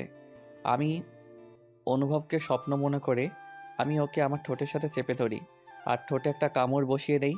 কামড় বসানোর পর শব্দ পেলাম। পেয়ে চোখ খুলতে দেখি আমার মামাতো বোনের ঠোঁট দিয়ে রক্ত বের হচ্ছে আর ও আমার দিকে লজ্জা লজ্জা চোখে তাকিয়ে আছে।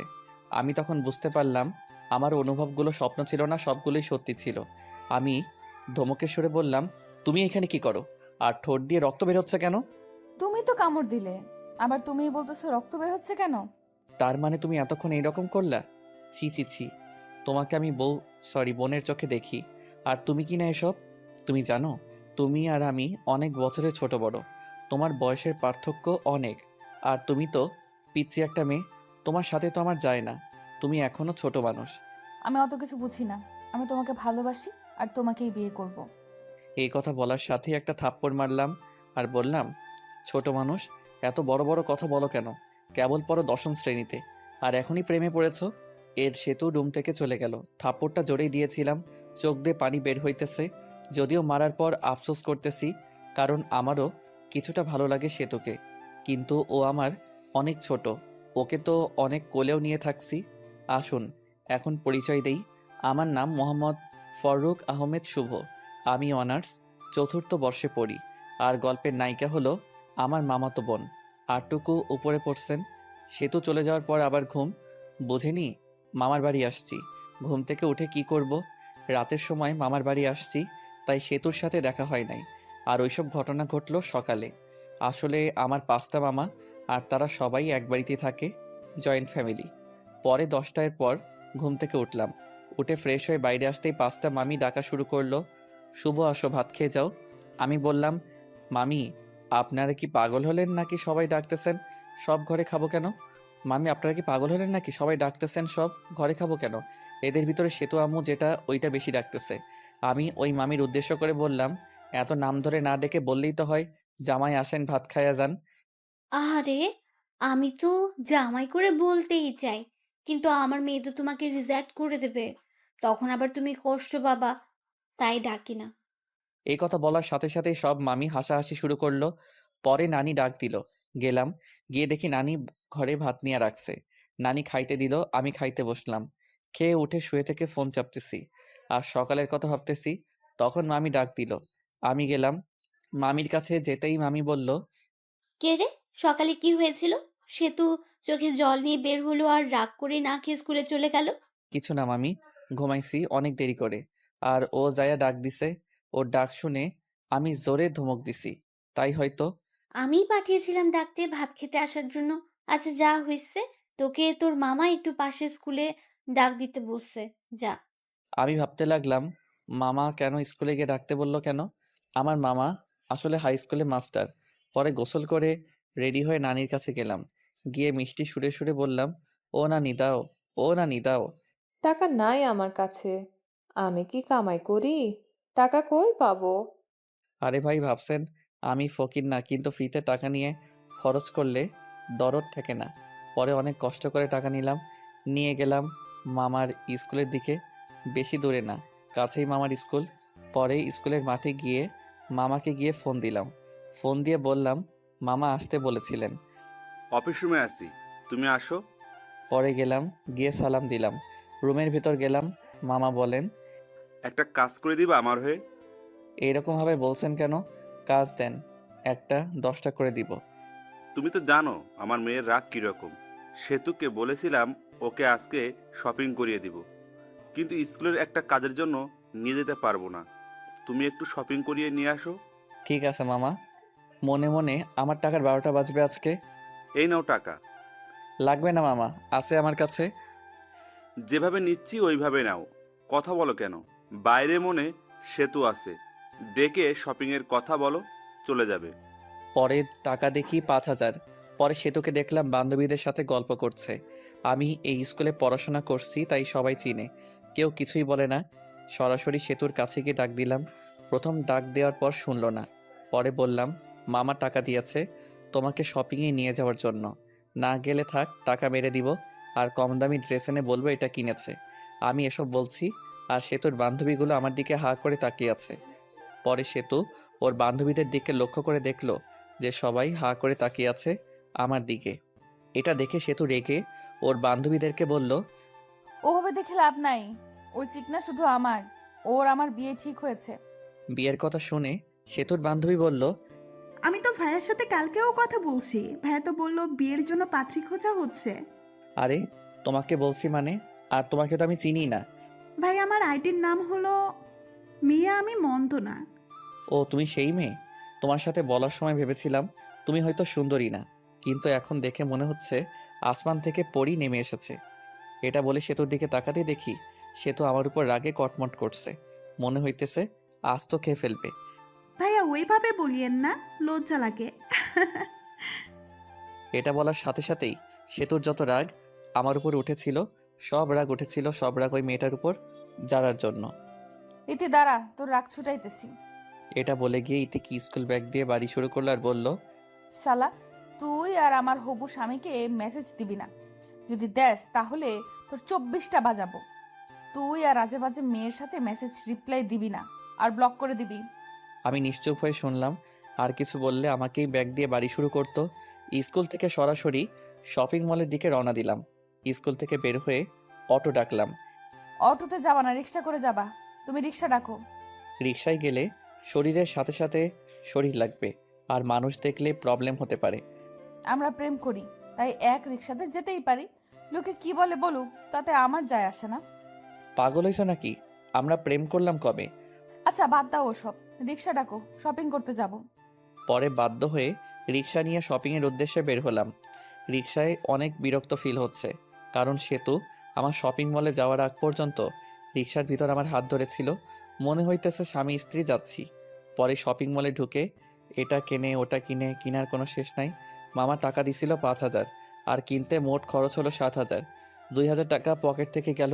টাকার জন্য মনটা খারাপ হয়ে গেল। ভাই রে ভাই, মেয়েদের নিয়ে কখনো শপিং করতে যাইস না, জীবন তেনা তেনা বানাই ফেলাই দেয়। শপিং করা শেষ হলে বাড়ির উদ্দেশ্যে রওনা দিলাম। শপিং করতে করতে 3টা বেজে গিয়েছিল। টাইমের দিকে খেয়াল ছিল না, ক্ষুধাও লাগছে। তাই ভাবলাম রেস্টুরেন্টে যায়া কিছু খেয়ে নেই। সেতুকে বললাম, সেতু রাজি হয়ে গিয়েছে। দুজন খেতে গেলাম। রেস্টুরেন্টে ঢোকার সাথেই কে যেন মেইলি কণ্ঠে শুভ কইয়া ডাক দিল। আমি এদিক ওদিক তাকাতেই দেখি কেউ নাই। তখনই আমার সামনে ডাক আসতেছে, কিন্তু চিনতে পারছি না, মুখটাও ভালো করে দেখা যাচ্ছে না। একটু এগিয়ে গিয়ে দেখি আমির প্রাইমারি এবং হাই স্কুলে বান্ধবী জুলেখা। আমি জুলেখাকে দেখে অনেক খুশি হয়ে গেলাম। পরে ভালো মন্দ জিজ্ঞেস করলাম, কৌশল বিনিময় করলাম। পরে আমি জুলেখার পাশেই বসলাম, আর সেতুকে জুলেখার বান্ধবীর পাশে বসতে বললাম। কিন্তু সেতু দাঁড়িয়ে আছে, তাও আবার রাগী দৃষ্টিতে। কি হলো বস? কে রে মেয়েটা? আমার মামা তো। আর বলতে পারলাম না। আমি ওর হবু বউ, আর এখন ওর প্রেমিকা। আর আপু, আপনি আপনার বান্ধবীর পাশে বসুন, আমি আর উনি একসাথে বসবো। আপনার সাথে বসলে আমার ভালো লাগবে না। উঠুন, উঠে এই পাশে আসুন। অনেক মানুষ, কিছুই বলতে পারছি না, তাই সেতুর কথা মতোই চলতে লাগলাম। আমি আর সেতু বসলাম এবং জুলেখা আর ওর বান্ধবী বসলো। খাবারের অর্ডার দিল। খাবার আসতেই সেতু উঠে হাত মুখ ধুইতে গেল। কে রে, কবে থেকে শুরু করলি?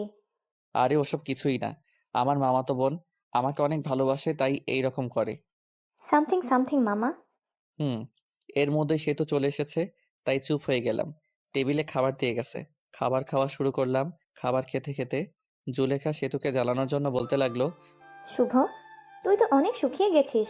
আয়, তোকে খাওয়াই দিই। স্কুলে থাকতে তো অনেক খাওয়াই দিয়েছি, হাই স্কুল পাশ করে চলে গেলি, আর খাওয়াই দিতে পারি নাই। কি বলিস এসব? তুই কবে খাওয়াই দিলি? মিথ্যা বলিস কেন? একটা চোখ মেরে জুলেখা বলল। আর গার্লফ্রেন্ডের সামনে অত বোকার শাস্তি হবে না। সেতু আমার দিকে অগ্নি দৃষ্টিতে তাকিয়ে আছে, মানুষের জন্য কিছু বলতে পারছে না। এই উঠ, আর খেতে হবে না, অনেক খেয়েছিস। চল বাড়ি চলে যাব। খাওয়া তো হয় নাই, এখনই যাব মানে? যাবে কিনা বলো, না গেলে ফুফু আম্মুকে বলে দিব তুমি শুধু মেয়েদের সাথে মিস আর মেয়েদের সাথেই করো। আমি বুঝতে পারছি, চলো খেতে হবে না। ওঠার আগে সেতু জুলেখাকে বলল, টাকাটা দিয়ে দিয়েন। জুলেখা শুধু তাকিয়ে তাকিয়ে দেখছে। পরে রেস্টুরেন্ট থেকে চলে এসে রিক্সা নিয়ে বাড়ির দিকে রওনা দিলাম। রিক্সায় ওঠার সাথে সাথেই সেতু বলল, তুমি তো লুচু কেন? আমি লুচ্চা মানে? কি লুচ্চামি করছি তোমার সাথে? হ্যাঁ, সকালে এত জোরে কিস করছো যে আমার ঠোঁটটাই কেটে গেছে। আবির ওই মেয়ে নাকি তোমাকে ভাত খাওয়াই দিছে। সি সি, আমরা তো পড়ি, কাউকে তো কিছুই খাওয়াই দেই না। তুমি ছোট থাকতেই খাওয়াই দিছে, এখন অনেক বড় হয়েছো, এখন মনে হয় অনেক কিছু খাও মেয়েদের কাছ থেকে। আর আমি তো আগে মেয়েদের সাথে কথা বলি নাই, আর এখন মেয়েটা কি খাওয়াবে? হ্যাঁ, মিথ্যা বলো কেন? জুলেখা তো আমার সামনেই বলল মিথ্যা বলছে জুলেখা। আরও সে তো অনেক কথাই বলল। বলতে বলতে বাড়িতে এসে গেছি, পরে ভাড়া দিয়ে দিলাম। বাড়িতে এসে ফ্রেশ হয়ে একটু বসে আছি আর ভাবছি আমার টাকা গেল 2050 টাকা। সে তো কি মামাকে বলে টাকাটা দিয়ে যাবে? 50 টাকা না দিলেও চলবে, কিন্তু আর বাকি টাকা দিলে ভালো হতো। আরে ভাই, ভাবছেন এত টাকার চিন্তা করছি কেন? আসলে আমি মধ্যবিত্ত ফ্যামিলি থেকে বড় হইতেছি, কিন্তু আমার নানা অনেক ধনী ব্যক্তি। সেই সুবাদে মামাদেরও অনেক টাকা। যারা মধ্যবিত্ত ফ্যামিলি থেকে বড় হইতেছেন তারা জানেন মধ্যবিত্তদের টাকাটা কি। মধ্যবিত্ত ছেলেদের 1 টাকা খরচ করলেও হিসাব করে করতে হয়। এসব ভাবতেছি, তখনই এসে বলল, কে রে, তোর মন খারাপ নাকি? না নানি, এমনিই বসে আছি। এই বলে নানি চলে গেল। তখনই সেতু আসলো আর বলল, আম্মু তোমাকে ডাকে। আমি গেলাম, যে মামিকে ডাকলাম, ও মামি, মামি। রুমের ভেতর আয়। রুমের ভিতরে যেতেই মামি দেখি টেবিলের উপর নাস্তা রান্না করে রেখেছে, কাউনের চাউল দিয়ে। মামি ডাকলেন বলে সেতু বলল, তোমার জন্য কাউনের চাল দিয়ে নাস্তা রান্না করেছে, বসে বসে খা। আমিও খেতে বসলাম। কাউনের চাউলের নাস্তা খেতে অনেক টেস্ট। আপনারা কেউ খাইছেন কাউনের নাস্তা? খাইতে খাইতে বললাম, সেতু খাইছে। না, খাই নাই। কই মনে হয় গেল ঘুরতে, এসে খাবে বলল। খেয়ে উঠে আমিও মামাতো ভাইয়ের সাথে ঘুরতে গেলাম। যে নানির বাড়ি গেলেই ওই মামাতো ভাইয়ের সাথে ঘুরি। ঘোরাঘুরি, বাড়ি ফিরে অন্য মামির ঘরে খাবার খেলাম, খেয়ে নানির ঘরে আসলাম। এসে শুয়ে ফোন চাপতেছি। কিছুক্ষণ সময় যাওয়ার পর মামারা সবাই এসে পড়েছে। মামারা সবাই নানির ঘরে এসে গল্পগুজব করে। নানির বয়স হয়ে গেছে আর নানু ভাইও মারা গেছে, তাই আর কি। মামিরাও আসে, সবাই অনেকক্ষণ গল্প করে। ওই দিনও গল্প করতেছি, তখনই সেতু এসে বলল, ভাইয়া তোমার ফোনটা দাও তো। মামা মামি সবাই বসে আছে, তাই ফোন দিয়ে দিলাম। কিছু না বলে আমরা গল্প করতেছি। সেতু তো মোবাইল পেয়ে প্রথমে ঢুকলো, মেসেজে ঢুকে দেখে অনেক মেয়ে মেসেজ দিছে। মেসেজ দেওয়ার অবশ্য কারণ আছে, ওটা বলবো না। এর মধ্যে দেখতে পেল সেতুর এই আইডি থেকে মেসেজ আসছে, ভাইয়া খাবার খাইছেন? আমি তো আপনার প্রেমে পড়ে গেছি। সেতু সিন করলো, কিন্তু কোনো রিপ্লাই দিল না। মেসেজ সিন করা দেখে আবার মেসেজ দিল, কি হলো ভাই? চুপ থাকা মানে কি আমি বুঝে নিব আপনিও আমাকে ভালোবাসেন? সেতু রিপ্লাই দিল আমি হয়ে। সেতুর বান্ধবীর নাম সীমা। কিন্তু আমি তো আমার মামাতো বোনকে ভালোবাসি। ভাইয়া, সেতুর তো বয়ফ্রেন্ড আছে, তাও একটা না, অনেকগুলো, যেগুলো হিসাব করে শেষ করা যাবে না। এই কথা শুনে সেতুর রাগ তো চরম পর্যায়ে চলে গেছে। আচ্ছা, আমি কে তুমি তো জানো না, আমি তোমার ভাবি। মানে? সেতু অমনি ভিডিও কল দেয়, আর ওই দিক থেকে সীমা ধরে। কল ধরার সাথে সাথেই সেতুর মুখ দেখতে পেয়ে অবাক হয়ে যায়।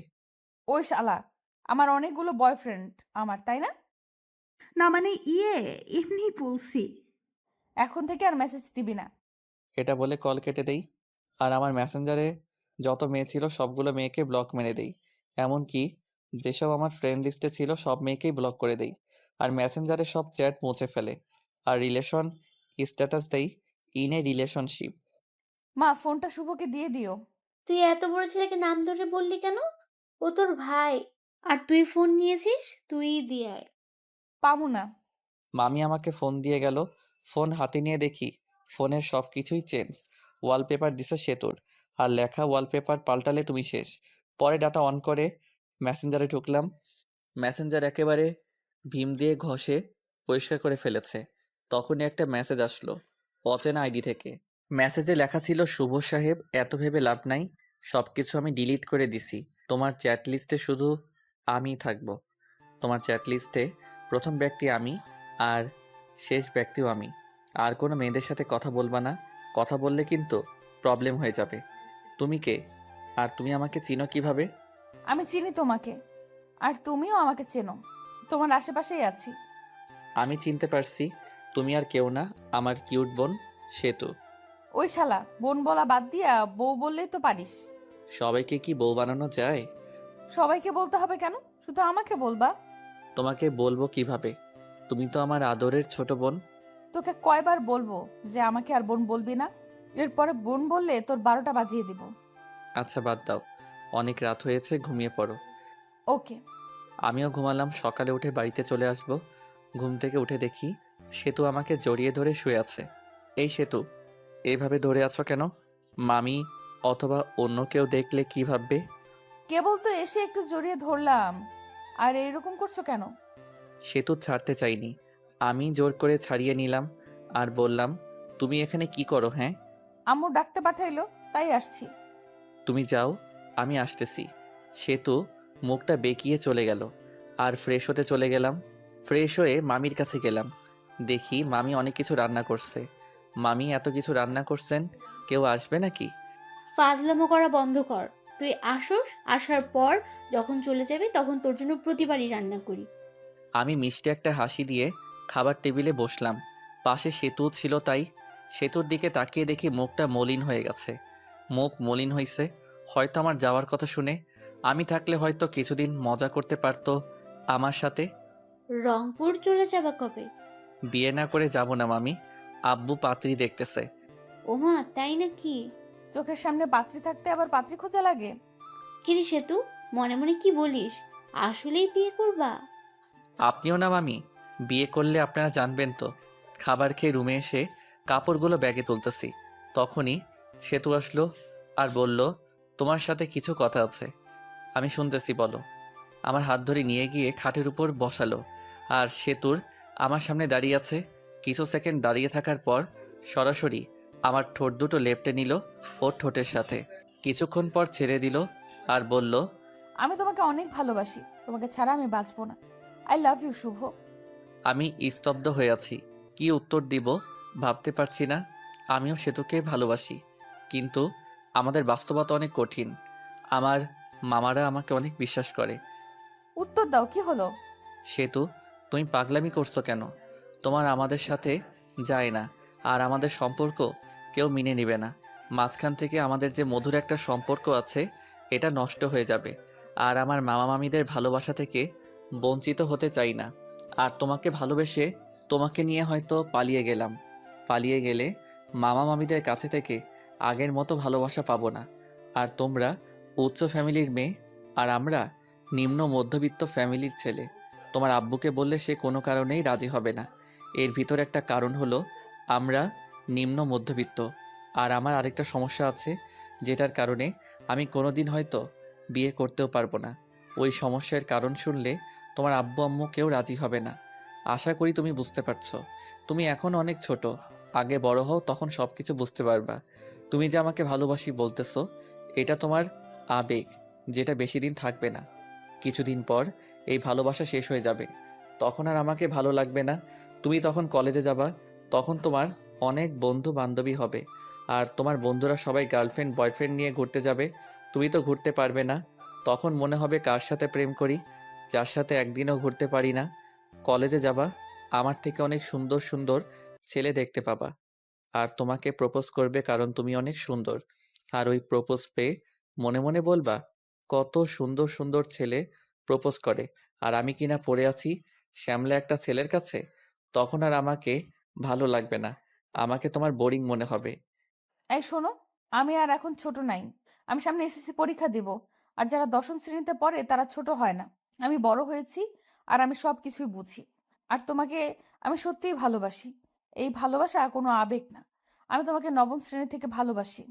I really love you. এটা কখনো সম্ভব না। কেন সম্ভব না বলো? আমার অনেক বড় একটা প্রবলেম আছে। কি সমস্যা আমাকে বলো। আমি সব রকম সমস্যায় মেনে নিব। তোমার মতো কত মেয়ে বলল, শুভ তোমার সমস্যা থাকলেও আমি তোমাকে ভালোবাসবো। আর শোনার পর সবাই চলে গেল। আমি যাব না, বলো। আর একটু বড় হও, তখন বলবো। ভালো থেকো। আবার মনে হয় কবে আসি না আসি, দেখা হয় না হয়। এই বলে ঘর থেকে বের হয়ে আসি আর চলে যাই নানির কাছে। সব মামা মামির সাথে দেখা করে বিদায় নিয়ে আসলাম। সেতুকে একবার ভালো করে দেখলাম, দেখি সেতুর চোখে জল এসে পড়েছে। পরে আমি বাড়িতে এসে সেতুর সাথে ঘটনাগুলো সব বলি, শুধু কিসের কথা বাদ দিয়ে। আসলে আমি আর আম্মু ফ্রেন্ডের মতো। আমি ছোট থেকে আম্মুর সাথে শেয়ার করি। পরে কিছুদিন পর রংপুর ভার্সিটিতে চলে যাই। এর মাঝে সেতুর সাথে অনেক কথা, ভালো মন্দ এগুলোই জিজ্ঞেস করা হয়েছে। একদিন ভার্সিটিতে গিয়ে একটা মেয়ে বন্ধুর সাথে সেলফি তুলি আর ফেসবুকে পোস্ট করি। সেই পোস্ট সেতু দেখে ইনবক্স মাথায় তুলে ফেলে। ওই মেয়েটি কে? আমার বান্ধবী। বান্ধবী, তাই কি হয়েছে? হ্যাঁ, ওই রকম ভাবে কাছাকাছি বসে সেলফি তোলা লাগবে নাকি? আমি তোমাকে কোনো মেয়ের সাথে সহ্য করতে পারি না। এরপর যদি আবার মেয়েদের সাথে সেলফি তুলো, তাহলে আমি কিছু করে ফেলবো আর দোষ দিব তোমার। আচ্ছা ঠিক আছে, বলবো না। আমার অনার্সে পরীক্ষা দেই, আর সেতু এসএসসি পরীক্ষা দেয়। সেতুর সাথে আমার অনেক কথা হয় 1 বছর। বলতে পারেন জিএফ বিএফ যেরকম করে কথা বলে আমরাও সেরকমভাবেই কথা বলি। 1 বছর সেতু আমার কাছে অনেকবার শুনতে চাইছে আমার প্রবলেম, কিন্তু আমি বলি নাই। এখন আমি চাকরি খুঁজছি আর সেতু ইন্টারে পড়ে। সেদিন শুধু জিজ্ঞেস করে, তোমার সমস্যাটা বলো। আমারও ধৈর্যের বাঁধ ভেঙে যায়। আর আমি বলি, আমি কোনোদিন বাবা হতে পারবো না। একটা অ্যাক্সিডেন্টে সমস্যা হয় আর ডাক্তার বলে আমি আর বাবা হতে পারবো না। সে তো শুধু মেসেজ সিন করলো আর হার্ট একটা ইমোজি দিল। পরে অফলাইনে চলে গেল। আমি অবশ্য জানি কেন চলে গেল। আমার যে সমস্যা এটা জেনে কোনো মেয়ে বিয়ে করবে না। আর বিয়ে করবেই বা কেন? আমি কোনোদিন তাকে মা ডাক শোনাতে পারবো না। এই যে সমস্যার কথা বললাম, এখানেও কিছু কারণ আছে। গল্পে থাকুন, জানতে পারবেন। গল্পের ভিতর টুইস্ট আনতে চাইতেছি। সেদিন সমস্যা বলার পর সেতু 3 দিন অনলাইনে আসে নাই। আমি ওকে মিস করতেছি অনেক। সেতু আমাকে অনেক কেয়ার করত, অনেক শাসন করত। তার দেওয়া মেসেজগুলো মিস করতেছি। 3 দিন পর অফলাইন আসলো। সেতুর নামের পাশে সবুজ বাতিটা জ্বলে উঠল। আমি একটা মেসেজ দিলাম, কেমন আছো? ভালো। বাড়ির সবাই কেমন আছে? ভালো। ভালো থেকো। হুম। পরে আর মেসেজ দিলাম না। একটু মনে মনে হাসলাম। হায় রে আবেগ, আগে কত কথা বলতো, এখন আর কথাই বলে না। মেসেজ তো দেয়ই না, আবার বলছে তোমাকে অনেক ভালোবাসি। সেতুর ভালোবাসা ছিল আবেগ, আর এই ভালোবাসার সমস্যার কথা শুনে জানালা দিয়ে পালালো। আর বলতো সমস্যা আছে তাই কি, অমনি ভালোবাসবো। আপনারা ভাবছেন হয়তো আমি কষ্ট পাচ্ছি না। আসলেই আমার কষ্ট হচ্ছে না। আজকে নতুনভাবে কেউ কথা বলা বাদ দেয়নি। অনেকে এরকমভাবে বলতো ভালোবাসি, কিন্তু সমস্যার কথা বলতেই কথা বলা বন্ধ করে দিছে। যদিও অন্য মেয়েদের থেকে সেতুর ব্যাপারটা একটু আলাদা, কারণ সেতুকে আমি ভালোবাসি। আর ভালোবাসাও না ভালো লাগা, এই আর কি। সেতুকে মিস করি, তার মেসেজগুলো মিস করি, এটাই। তাছাড়া আর কিছুই না। এখন আস্তে আস্তে সেতুকে ভুলে যাব, তার দেওয়া মেসেজগুলো আর মিস করব না। আমার একটা চাকরি হয়ে গেছে, এখন আর আমি বেকার নাই। কিছুদিন পর শুনতে পেলাম সেতুর বিয়ে ঠিক হয়েছে একটা এমবিবিএস ডাক্তারের সাথে। শুনে ভালোই লাগলো। বিয়ের দিন তারিখ ঠিক হয়েছে। বিয়ের 7 দিন আগে থেকেই সব মামা মামি নানি সবাই ফোন দিয়ে বলতেছে তাড়াতাড়ি আসতে। আর বলবেই না কেন, 5 মামার একমাত্র ভাগিনা, অনেক আদরের। আর আমি ছোটবেলায় মামার বাড়ি বেশি থাকছি, কিন্তু এটা ওটা বলে বলি বিয়েতে যাইতে পারবো না। আসলে বিয়েতে যাইয়া সেতুর সামনে যাইতে শরম করবে, আর শরমের কারণটা আপনারা ফিল করতে পারবেন। সেতুর বিয়েতে আসতে আব্বু আম্মু আসতে বলেছে, কিন্তু না করে দিছি। আম্মু আসার জন্য জোর করে নাই, জোর করলে আসতেই হতো, কারণ আম্মু উপরের কথাগুলো সব জানে। আমার জীবনে সব ঘটনা আম্মুর সাথে শেয়ার করি। বিয়ের 4 দিন আগে সেতু মেসেজ দিছে, ভাইয়া বিয়ে আসবে না কেন? আসলে 1 বছর কথা বলার পর তোমাকে ভালোবেসে ফেলেছিলাম, আর তুমি মাঝপথে ছাইড়া দিলে। সব কিছুই সম্ভব, কিন্তু নিজের চোখের সামনে ভালোবাসা দেখা সম্ভব না। আপনাকে দিয়ে যদি আমি মা হতে না পারি তাহলে বিয়ে করে লাভ কি? আপনাকে তো কেউ বিয়ে করবে না। আমি আর কিছু না বলে হাসির একটা ইমোজি দিয়ে অফলাইন চলে গেলাম। বিয়ের 2 দিন আগে রুমে বসে আছি বললে ভুল হবে, অফিসের জন্য রেডি হচ্ছি। তখন দেখি মামা আমার দরজার সামনে দাঁড়িয়ে আছে। আমি সালাম দিয়ে বললাম, আরে মামা, কখন আসলেন? এই জায়গায় বসেন। আমি বসতে আসিনি, তোমাকে নিতে এসেছি, চলো। মামা, নতুন নতুন অফিসে জয়েন করছি, আর ছুটি দিবে না, আর এমনি গেলে চাকরি থাকবে। তোমাকে কি কেউ কিছু বলেছে? তোমার মামি কি কিছু বলেছে বলো? না মামা, আমি আর কি বলবো। তাহলে চলো, তোমার অফিসে যাব, আমি ছুটি নিয়ে নিব। পরে বাধ্য ছেলের মতো মামাকে নিয়ে গেলাম অফিসের সামনে। গিয়ে মামা কাকে যেন ফোন করলো। পরে অবশ্য বুঝতে বাকি থাকলো না যে তার বন্ধুকে ফোন দিছিল। কি রে, কি অবস্থা? ওই পাশের লোকটির কথা শুনতে পারলাম না। আমি তোর অফিসের সামনে দাঁড়িয়ে আছি। লোকটি কি বলল শুনতে পেলাম না। কিছুক্ষণ পর দেখি আমাদের অফিসের বস বের হয়ে আসলো। আশা দেখে সালাম দিলাম। ওয়ালাইকুম আসসালাম। শুভ আমার ভাগিনা, ওর ছুটি লাগবে। আরে, শুভ তোর ভাগিনা হয়? আগে বলবি তো, বললে আগেই ছুটি দিয়ে দিতাম। শুভ ছুটি চাইছিল, কিন্তু দেই নাই, আরও বকা দিছি। এখন তো জানলি, ছুটি দিবি নাকি চলে যাব আমি? আরে তুই আইসো, ছুটি না দিয়ে পারি বল? চল কিছু খাই। চল। পরে একটা রেস্টুরেন্টে গেলাম, গিয়ে খাইতে বসলাম। তা শুভ কি কাজ কিছু পারে না পারেই না? পারে, কিন্তু নতুন তো, তাই মাঝে মাঝে সমস্যা হয়। কিন্তু পারফরমেন্স ভালো, আগাতে পারবে। হঠাৎ করে আসলি, ফোন দিয়ে আসতি, তোর ভাবি শুনলে খুশি হতো। সময় নাই রে, এখানে দুইটা কাজের জন্য এসেছি। এক হলো তোর সাথে দেখা করতে, আর ভাগিনাকে নিতে। মামা একটা কার্ড বের করে দিল আর বলল, বিয়ের দিন চলে যাইস, আমার মেয়ের বিয়ে, আর কোনো কিন্তু চলবে না বলে দিলাম। ঠিক আছে, চলে যাব। তাহলে আজকে উঠি রে, বাড়িতে অনেক কাজ, বুঝতেই তো পারছস। আচ্ছা, যা। পরে আমরা চলে আসলাম, এসে সরাসরি নানির বাড়ি। নানির বাড়ি অনেক মানুষ, সবাই আমাকে দেখে কাছে আসলো, সবাই কথা বলল। কিছুক্ষণ পর আমার ছোট কিউট বোনটা আসলো আর বলল, আমার জন্য কি নিয়ে আইসো? কিছুই না। হ, তোমার সাথে কথা নেই, যাও। ঠিক আছে না। নীলা আমাকে চকলেট দেয়গা। পরে ছোট বোন চকলেটটা নিয়ে দৌড় দিল। আমি আম্মুর সাথে কথা বললাম, বলে ফ্রেশ হয়ে কিছু খেয়ে নিলাম। সেতুর সাথে এখনো দেখা হয়নি, অনেক খুশিতে আছে মনে হয়। বিয়ের সব আয়োজন কমপ্লিট করা হলো। বিয়ের দিন যেটা ভাবি নাই ওই কাজটাই হয়েছে। আরে ভাই, যেটা ভাবতেছেন ওইটা হয় নাই।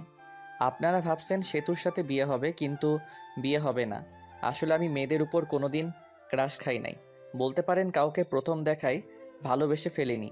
কিন্তু সেতুর বিয়েতে একটা মেয়েকে দেখি, যাকে দেখে পুরাই ফিদা হয়ে যায়, ভালোবেসে ফেলেছি। কিন্তু মেয়েটিকে চিনি না। মামার বাড়ির আত্মীয়দের যতগুলো মেয়ে আছে সবগুলোই চিনি, কিন্তু এই মেয়েকে চিনলাম না। অত ভেবে লাভ নাই, শুভ আগে ভাব কিভাবে মেয়েটাকে পটানো যায়। যেভাবে হোক বিয়ের কয়দিনের ভিতর পটাতে হবে, না পটালে হাতছাড়া হয়ে যাবে। যেই ভাবা সেই কাজ। দেখতে পেলাম মেয়েটা একাই বসে আছে। আমি তার কাছে গিয়ে বসলাম। বসে থেকে বুকের বাম পাশে হাত দিয়ে বলতে লাগলাম, উহ, আহ, ইস, আপনার কোনো সমস্যা হয়েছে? ডাক্তারকে ডাক দিতে বলবো? উহ, ওহ, ইস, দেখতেই পারছেন বুকের বাবাসে চিনচিন করছে। ডাক্তারকে ফোন করব? এই ব্যথা ডাক্তার দিয়ে ভালো হবে না। এই ব্যথা ভালো হতে হলে আপনাকে লাগবে গো, আপনাকে। আরে আপনি কি বলেন এসব? আপনি পাগল হয়েছেন নাকি? প্রেমে পড়লে যদি পাগল হতে হয় তাও হব তোমার জন্য। কি বলেন এসব? এই বলে মেয়েটি চলে গেল। আমি ওর চলে যাওয়ার দিকে তাকিয়ে রইলাম, ধ্যান ধরে বসে আছি। তখনই মামা বলল, শুভ, এই কাজটা করতো। কাজ করতে চলে গেলাম, কিন্তু ওই মেয়েটির মায়াবী চোখ, এলোমেলো চুল, এত সুন্দর চাহনি, মিষ্টি মিষ্টি হাসি, সব মিলিয়ে পুরাই জোস। ভাবতে লাগলাম নামটা কিভাবে শোনা যায়। বাড়িতে যতগুলো লোক আছে তাদেরকে খাবার দিতে হবে, আর আমার দায়িত্ব হলো টেবিল ঘুরে ঘুরে দেখা। টেবিলের উপর সব কিছু রাখা হবে, সব আত্মীয়দের যা কিছু খাবে সব নিয়ে নিয়ে খাবে। ওইটাই দেখা লাগবো, কোন জায়গায় তরকারি শেষ হলো, পানি শেষ হলো, কারো খাইতে প্রবলেম হইতেছে কিনা। এত কাজ আর বিয়েবাড়ির এত মেয়েদের মাঝে আমার চোখ শুধু ওই মেয়েটিকে খুঁজে। বিয়েবাড়িতে মেয়ে পটানো আর কথা বলার জন্য একেবারে পারফেক্ট জায়গা। অবশেষে সবাইকে খাইতে দেওয়া হলো। অনেকে আসলো, কিন্তু ওই মেয়েটিকে আসতেছে না। কিছুক্ষণ পর সেতুর বড় বোনের সাথে আসলো ওই মেয়েটি। পরে খাবার পরিবেশন করা হলো। আমি আসতেই রিধি আপু যে টেবিলে বসেছে ওই টেবিলে গেলাম। রিধি আপুকে বললাম, একা খাচ্ছ? একলা খাবো কেন? এই যে কত মানুষ আমার আশেপাশে। আচ্ছা, আমাকে সাথে নিয়ে খাইলেও তো হয়, একটা মাংসের টুকরা খাওয়াই দাও। হ্যাঁ কর, খাওয়াই দিতেছি। আপা, এই মেয়েটার নাম কি? কোন মেয়েটা? তোর ডান পাশেরটা। ও, এর নাম হলো আফরিন।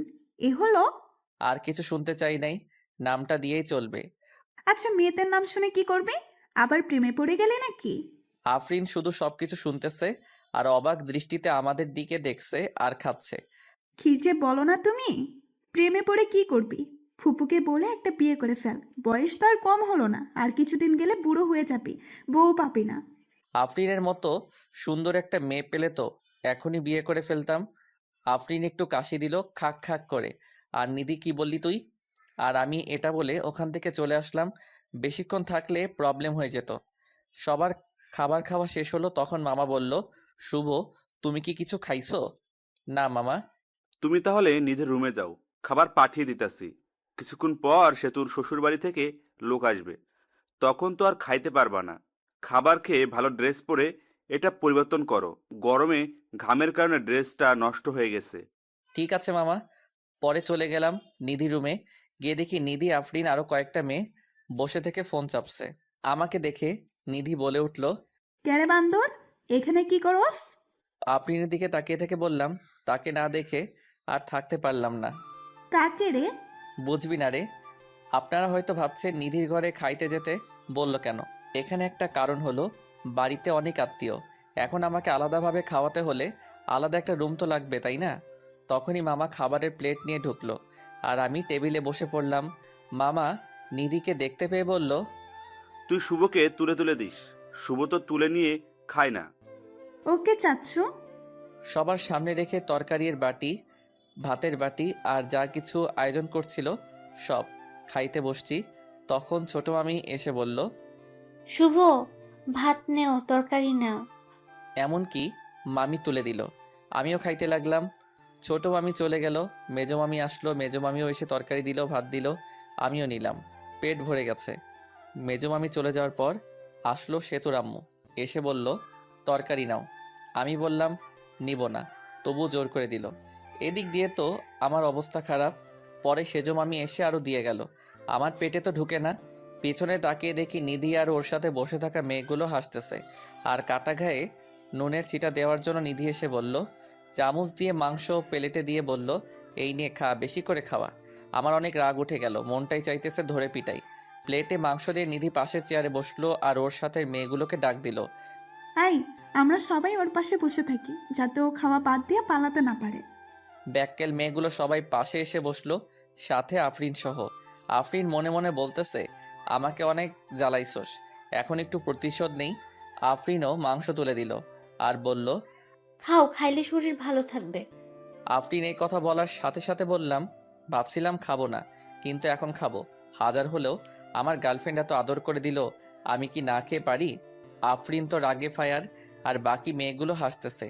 এর মধ্যেই নিধির একটা কল আসে, আর একটু দূরে যাই কথা বলার জন্য। তখনই আফরিন আবার মাংস দেয় রাগ করে। আদর করে দিছি, খা, না খেয়ে উঠতে পারবি না। এবার দেওয়া দেখে রাগ উঠে গেল, এত খাবার খাওয়া যায় নাকি? রাগ ওঠার কারণে মাংসের ঝোল ঠোঁট দিয়ে ভরিয়ে নিলাম আর আফরিনের অপ্রস্তুত অবস্থায় সরাসরি লিপ কিস করি। লিপ কিস করেই দৌড়। পরে আর আফরিনের সামনে যাইনি। কিছুক্ষণ পর সেতু শ্বশুরবাড়ির লোক আসবে, সেই জন্য সব কিছু আরও সুন্দর করে সাজানো হলো। কিন্তু যেই সময় এই সেতু শ্বশুরবাড়ির লোকজন আসার কথা ছিল, ওই সময় পার হয়ে যাচ্ছে, কিন্তু কেউ আসছে না। তখন মামা কল করে ঘটকের কাছে। ঘটক মনে হয় কি বলল, তা শুনে মামা চোখে পানি এসে পড়েছে এবং মামা মাথায় হাত দিয়ে বসে পড়ল। পরে আমি আরও মামা এগিয়ে গেলাম, গিয়ে জিজ্ঞেস করলাম কি হয়েছে। মামা যা বলল তাতে তো আমার হুঁশ উড়ে যাওয়ার মতো অবস্থা। কথা হলো, সেতুর যার সাথে বিয়ে হওয়ার কথা ছিল সে নাকি অন্য মেয়েকে নিয়ে পালিয়ে গেছে। বাকি মামারা ওই মামাকে সান্ত্বনা দেওয়ার জন্য বলল, চিন্তা করিস না, আমরা তো আছি। সেতুর আব্বু উঠে আমার দিকে তাকালো আর বাকি মামারাও আমার দিকে তাকালো। তারপর মামারা কি মনে হয় চোকাচুকি করে চলে গেল আমার বাপের কাছে। আব্বুকে কি যেন বলল, আব্বুও হ্যাঁ হু করলো। পরে আম্মুর কাছে গিয়ে ওই কথাগুলোই বলল। পরে আম্মু আমার কাছে আসলো আর বলল সেতুকে বিয়ে করতে, কিন্তু আম্মু, সেতু তো আমাকে পছন্দ করে না। তখনই আমার মামারা এসে পড়লো আর বলতে লাগলো, শুভ না করিও না, বুঝতেই তো পারছো। পরে আমিও রাজি হয়ে গেলাম। বর সেজে গিয়ে মণ্ডপে বসে পড়লাম। বিয়ে পড়ানো শেষ হলো, বর কনে একসাথে করে মিষ্টি করানো হলো। একটু আর চোখে আফরিনকে দেখলাম, দেখে আফরিন মনটা খারাপ করে আছে। হয়তো আফরিনও ভালোবেসে ফেলেছিল আমাকে। যার কপালে যার নাম লেখা থাকে ঘুরে ফিরে সেই জীবনসঙ্গী হয়। পরে বিদায় নিয়ে চলে আসলাম আমার বাড়ি। আগে ফোন দিয়ে বলা হয়েছে ঘর সাজানোর, তাই ঘর সাজিয়ে রেখেছে। এসে বউ আগে ঢুকানো হলো। কিছুক্ষণ পর আমি গেলাম, দেখি সেতু ঘোমটা দিয়ে বসে আছে। আমি গিয়ে একটু কাশি দিলাম, সেতু বসেই আছে। কোনো সারা শব্দ না পেয়ে আমি গিয়ে সেতুর ঘোমটাটা তুললাম। তখন সেতু বলল, আপনার লজ্জা করে না হাঁটুর বয়সী মামাতো বোনকে বিয়ে করতে? আমি শক খেয়ে গেলাম। যখন প্রেম করতে চেয়েছিলে তখন এই কথাটা কোথায় ছিল? আর তোমাকে বিয়ে করতে চাইনি, তোমার বাপেই বিয়ে করাই দিছে। আচ্ছা বলেন তো, আপনাকে বিয়ে করে লাভটা কি? আর আপনার সাথে থাকা আর কোলবালিশের সাথে থাকা একই কথা। আপনি তো কোনোদিন বাবা হতে পারবেন না। আমি কি ইচ্ছে করে এই রোগে আক্রান্ত হয়েছি? আল্লাহ এরকম চাইছে তাই আমি বাবা হইতে পারবো না। হুম, কত স্বপ্ন ছিল ডাক্তার বেটাকে বিয়ে করে দুইটা বাচ্চা নিব, কত মজা করব, কিন্তু ডাক্তার বেটা অন্য বেটিরে নিয়ে ভাগ্যে গেল। কপাল খারাপ আমার। আমরা একটা বাচ্চা কিনে নিয়ে আসতে পারবো তো, তাই না? পালন নেওয়া বাচ্চা আর নিজের গর্ভধারণ করা বাচ্চার মধ্যে অনেক পার্থক্য। আর আমি আপনার সাথেই তো থাকবো না, কিছুদিন যাক, ডিভোর্স দিয়ে দেব। ডিভোর্সের কথাটা শুনে মনটা খারাপ হয়ে গেল। বাসর রাতে ডিভোর্সের কথা শুনতে হইতেছে। কত স্বপ্ন ছিল এই রাত নিয়ে, কিন্তু স্বপ্নগুলো স্বপ্ন রয়ে গেল কপাল। বাসরাতের কথা চিন্তা করতেছি। সেতুর দিকে তাকিয়ে দেখি সেতু ঘুমিয়ে গেছে। আমিও সেতুর পাশে শুয়ে পড়লাম। সকালে সেতুকে জড়িয়ে ধরে ঘুমিয়ে আছি। আমার ঘুম সেতুর আগেই ভাঙছে, কিন্তু উঠি নাই, কারণ সেতুকে জড়িয়ে শুয়ে থাকতে ভালোই লাগছে। তখনই সেতুয়ের ঘুম ভেঙে গেল। আর সেতু নিজেকে ছাড়ানোর চেষ্টা করছে, কিন্তু পারছে না। পরে সেতু এমন একটা কাজ করলো যে কাজটা আমি ভাবতেই পারি নাই। সেতু আমার কাছে থেকে ছাড়াতে না পেরে গালের ভিতর চিমটি মারল। আর আমিও বলে উঠলাম। গালে হাত দিয়ে দেখি যেই জায়গায় চিমটি দিছে ওই জায়গা দিয়ে রক্ত বের হচ্ছে। এটা দেখে মেজাজটা খারাপ হয়ে গেল। লজ্জা করে না আপনার আমাকে জড়িয়ে ধরতে? যত সব ফালতু ছেলে। বউকে জড়িয়ে ধরে ঘুমালেই সবকিছু হয় না, সন্তান জন্ম দেওয়ার ক্ষমতা থাকতে হয়। আমি কি বলবো না বলবো খুঁজেই পাচ্ছি না। কথা বলার ভাষা হারিয়ে ফেলেছি। একজনের একটা সমস্যা থাকতেই পারে, তাই বলে কথায় কথায় এই রকম। কিভাবে বলবো? হ্যাঁ, তাড়াতাড়ি আমাকে ডিভোর্স দিবেন। এটা শুনে আরো মেজাজটা খারাপ হয়ে গেল। পরে মারলাম একটা থাপ্পড়। এত ডিভোর্স ডিভোর্স করস কেন রে? ডিভোর্স কি খুব ভালো জিনিস নাকি? ডিভোর্স দিলে আমার কিছুই হবে না। আর তোর সাথে ছেলেরা কথা বলবে, কিন্তু কেউ বিয়ে করার জন্য না, শুধু তোর দেহ লুটার জন্য। এইগুলো বলে আমি চলে আসলাম বাহিরে। বিয়েটা কীরকম হলো তা আপনারা জানেননি, তাই আমাদের বাড়িতে বেশি আয়োজন নেই। আমার ভালো বন্ধু আছে আমার বাড়ির পাশে, ওর নাম রবি। আমি রবিদের বাড়িতে চলে গেলাম। মনটা ভালো ছিল না, তাই game mode do not disturb চালু করে গেম খেলা শুরু করলাম আমি আর রবি। সেতুকে এসব কথা বলার পরে সেতুর আরও রাগ করেছে। সেতু ফ্রেশ হয়ে বাইরে এসে সবার সাথে কথা বলতেছে। আম্মু আব্বু আমাকে খুঁজতেছে, কারণ সকালে একেবারেই আমাকে দেখে নাই। 12টার সময় গেম থেকে বের হয়ে দেখি 50টার মতো মিসড কল উঠে আছে।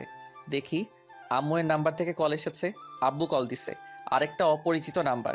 আমি রবিদের বাড়ি থেকে বের হয়ে বাড়ির দিকে হাঁটা ধরলাম, আর অপরিচিত নাম্বারটাতে কল ব্যাক করলাম। কল রিসিভ করে কিন্তু কথা বলে না। কে আপনি? হ্যালো হ্যালো, কিন্তু কথা বলে না। কিছুক্ষণ পরে পরে বলল আমি। আমি বলার পর চিনতে পারলাম সেতু কল দিছে। পরে কলটা কেটে দিছি। দেখি বাড়ির কাছাকাছি এসে পড়ছি। বাড়িতে ঢোকার পরপরই আব্বু আম্মু জিজ্ঞেস করলো কই গেছিলা? রবিদের বাড়িতে গেছিলাম। এই কথা বলার সাথে সাথে শুরু হলো বকাবকি। আমি চুপচাপ সবকিছু শুনে ঘরে গেলাম, গিয়ে ফোনটা চার্জ দিলাম। ঘরে সেতু বসে আছে। আমাকে দেখে জিজ্ঞেস করলো কই গেছিলেন এত সকালবেলা? কই গেছিলাম তুমি শুনে কি করবা? ফোনটা চার্জে দিয়ে বাইরে এসে পড়লাম। আমাদের বাড়িতে হালকা কিছু আয়োজন করা হয়েছে সেতুদের বাড়ি থেকে। 2-3 জন লোক আসবে আমাদের নিতে। আমি ফ্রেশ হয়ে ঘরে গিয়ে শুয়ে আছি, আর সেতু বসে থেকে ফোন চাপতেছে। ফোন চার্জে, তাই টিপতেও পারছি। সেতুর দিকে তাকিয়ে আছি। ওরকম তাকিয়ে থাকেন কেন? তখনই একটা ফোন আসলো। দেখি আমার বন্ধুর গার্লফ্রেন্ড এবং আমার ন্যাংটাকালের বান্ধবী ফোন দিছে। নাম হলো মিথিলা। ফোন চার্জে ছিল, তাই রিসিভ করে স্পিকার বাড়িয়ে দিয়ে বললাম, কি রে শয়তান, বিয়ে করলি আর একটু কইলিও না? তাতেই আবার বলতি বিয়ে করার সময় তোদের ছাড়া বিয়ে করবি না। হঠাৎ করে সব কিছু হয়ে গেছে।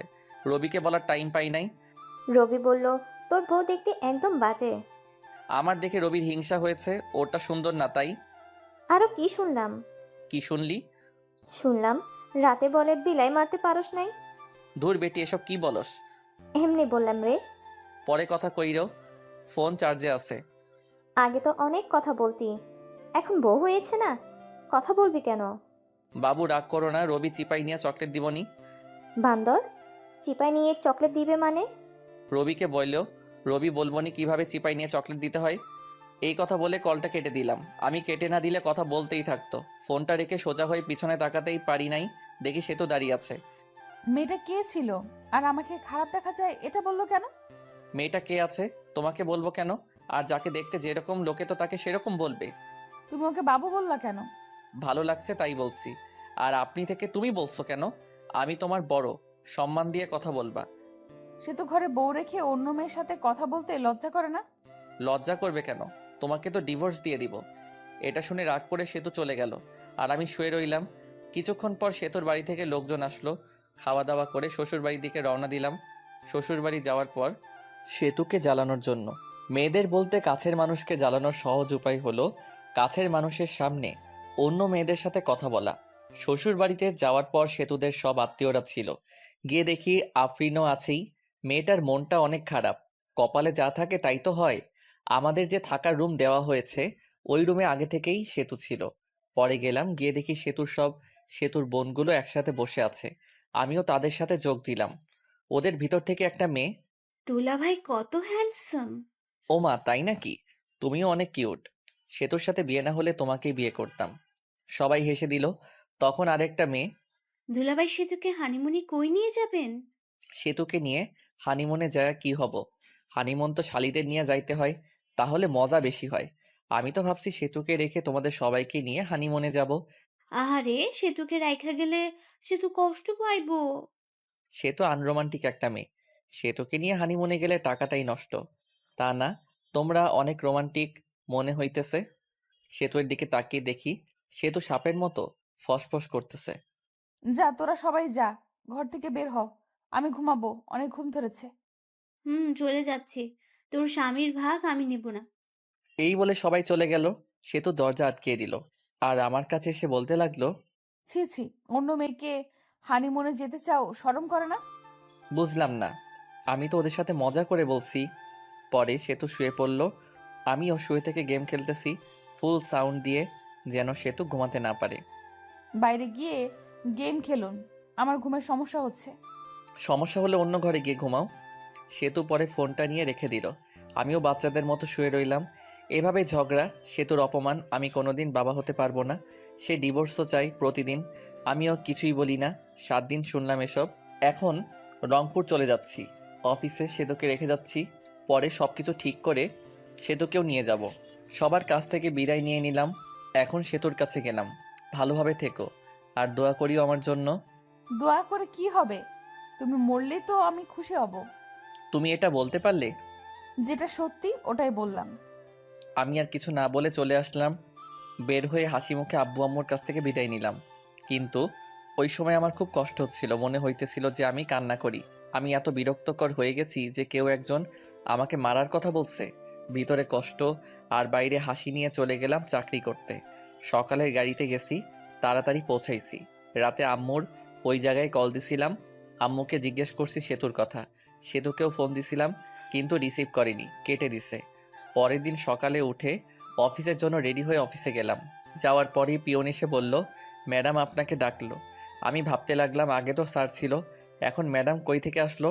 ভাবাভাবি বাদ দিয়ে গেলাম ম্যাডামের রুমের সামনে গিয়ে। ম্যাডাম আসতে পারি? হুম, আসেন। আমি ভিতরে গিয়ে ম্যাডামকে দেখে তো অবাক, কারণ ম্যাডাম আর কেউ নয়, বিয়েবাড়ি সেই আফরিন। আফরিন দেখে ভয় পেয়ে গেলাম, বিয়েবাড়িতে যা কিছু করছি চাকরি থেকে বের করে দেয় নাকি আবার। ভয়ে ভয়ে কাছে গিয়ে, আপনি আমাকে ডেকেছেন ম্যাডাম? হুম, তা কেমন আছেন? আর আপনার বউ কেমন আছে? আমি ভালো আছি, আর আমার বউও ভালো আছে। ভালো থাকলেই ভালো। ম্যাডাম, সেদিনের ভুলগুলোর জন্য দুঃখিত, মাফ করে দিবেন। ওইসব আমি ভুলে গেছি। আপনার বউকে সাথে নিয়ে এসেছেন? না, কিছুদিন পরে নিয়ে আসবো। নিয়ে আসলে আমাদের বাড়িতে নিয়ে যান সময় করে। আপনি বসের কি হন? আপনার বস আমার বাবা হয়। এমনি আপনার সাথে দেখা এবং অফিসটা ঘুরে দেখতে এসেছি। ম্যাডাম তাহলে আসি, অনেক কাজ করতে হবে, অনেক দিন পর আসলাম, দেখতেই তো পারছেন।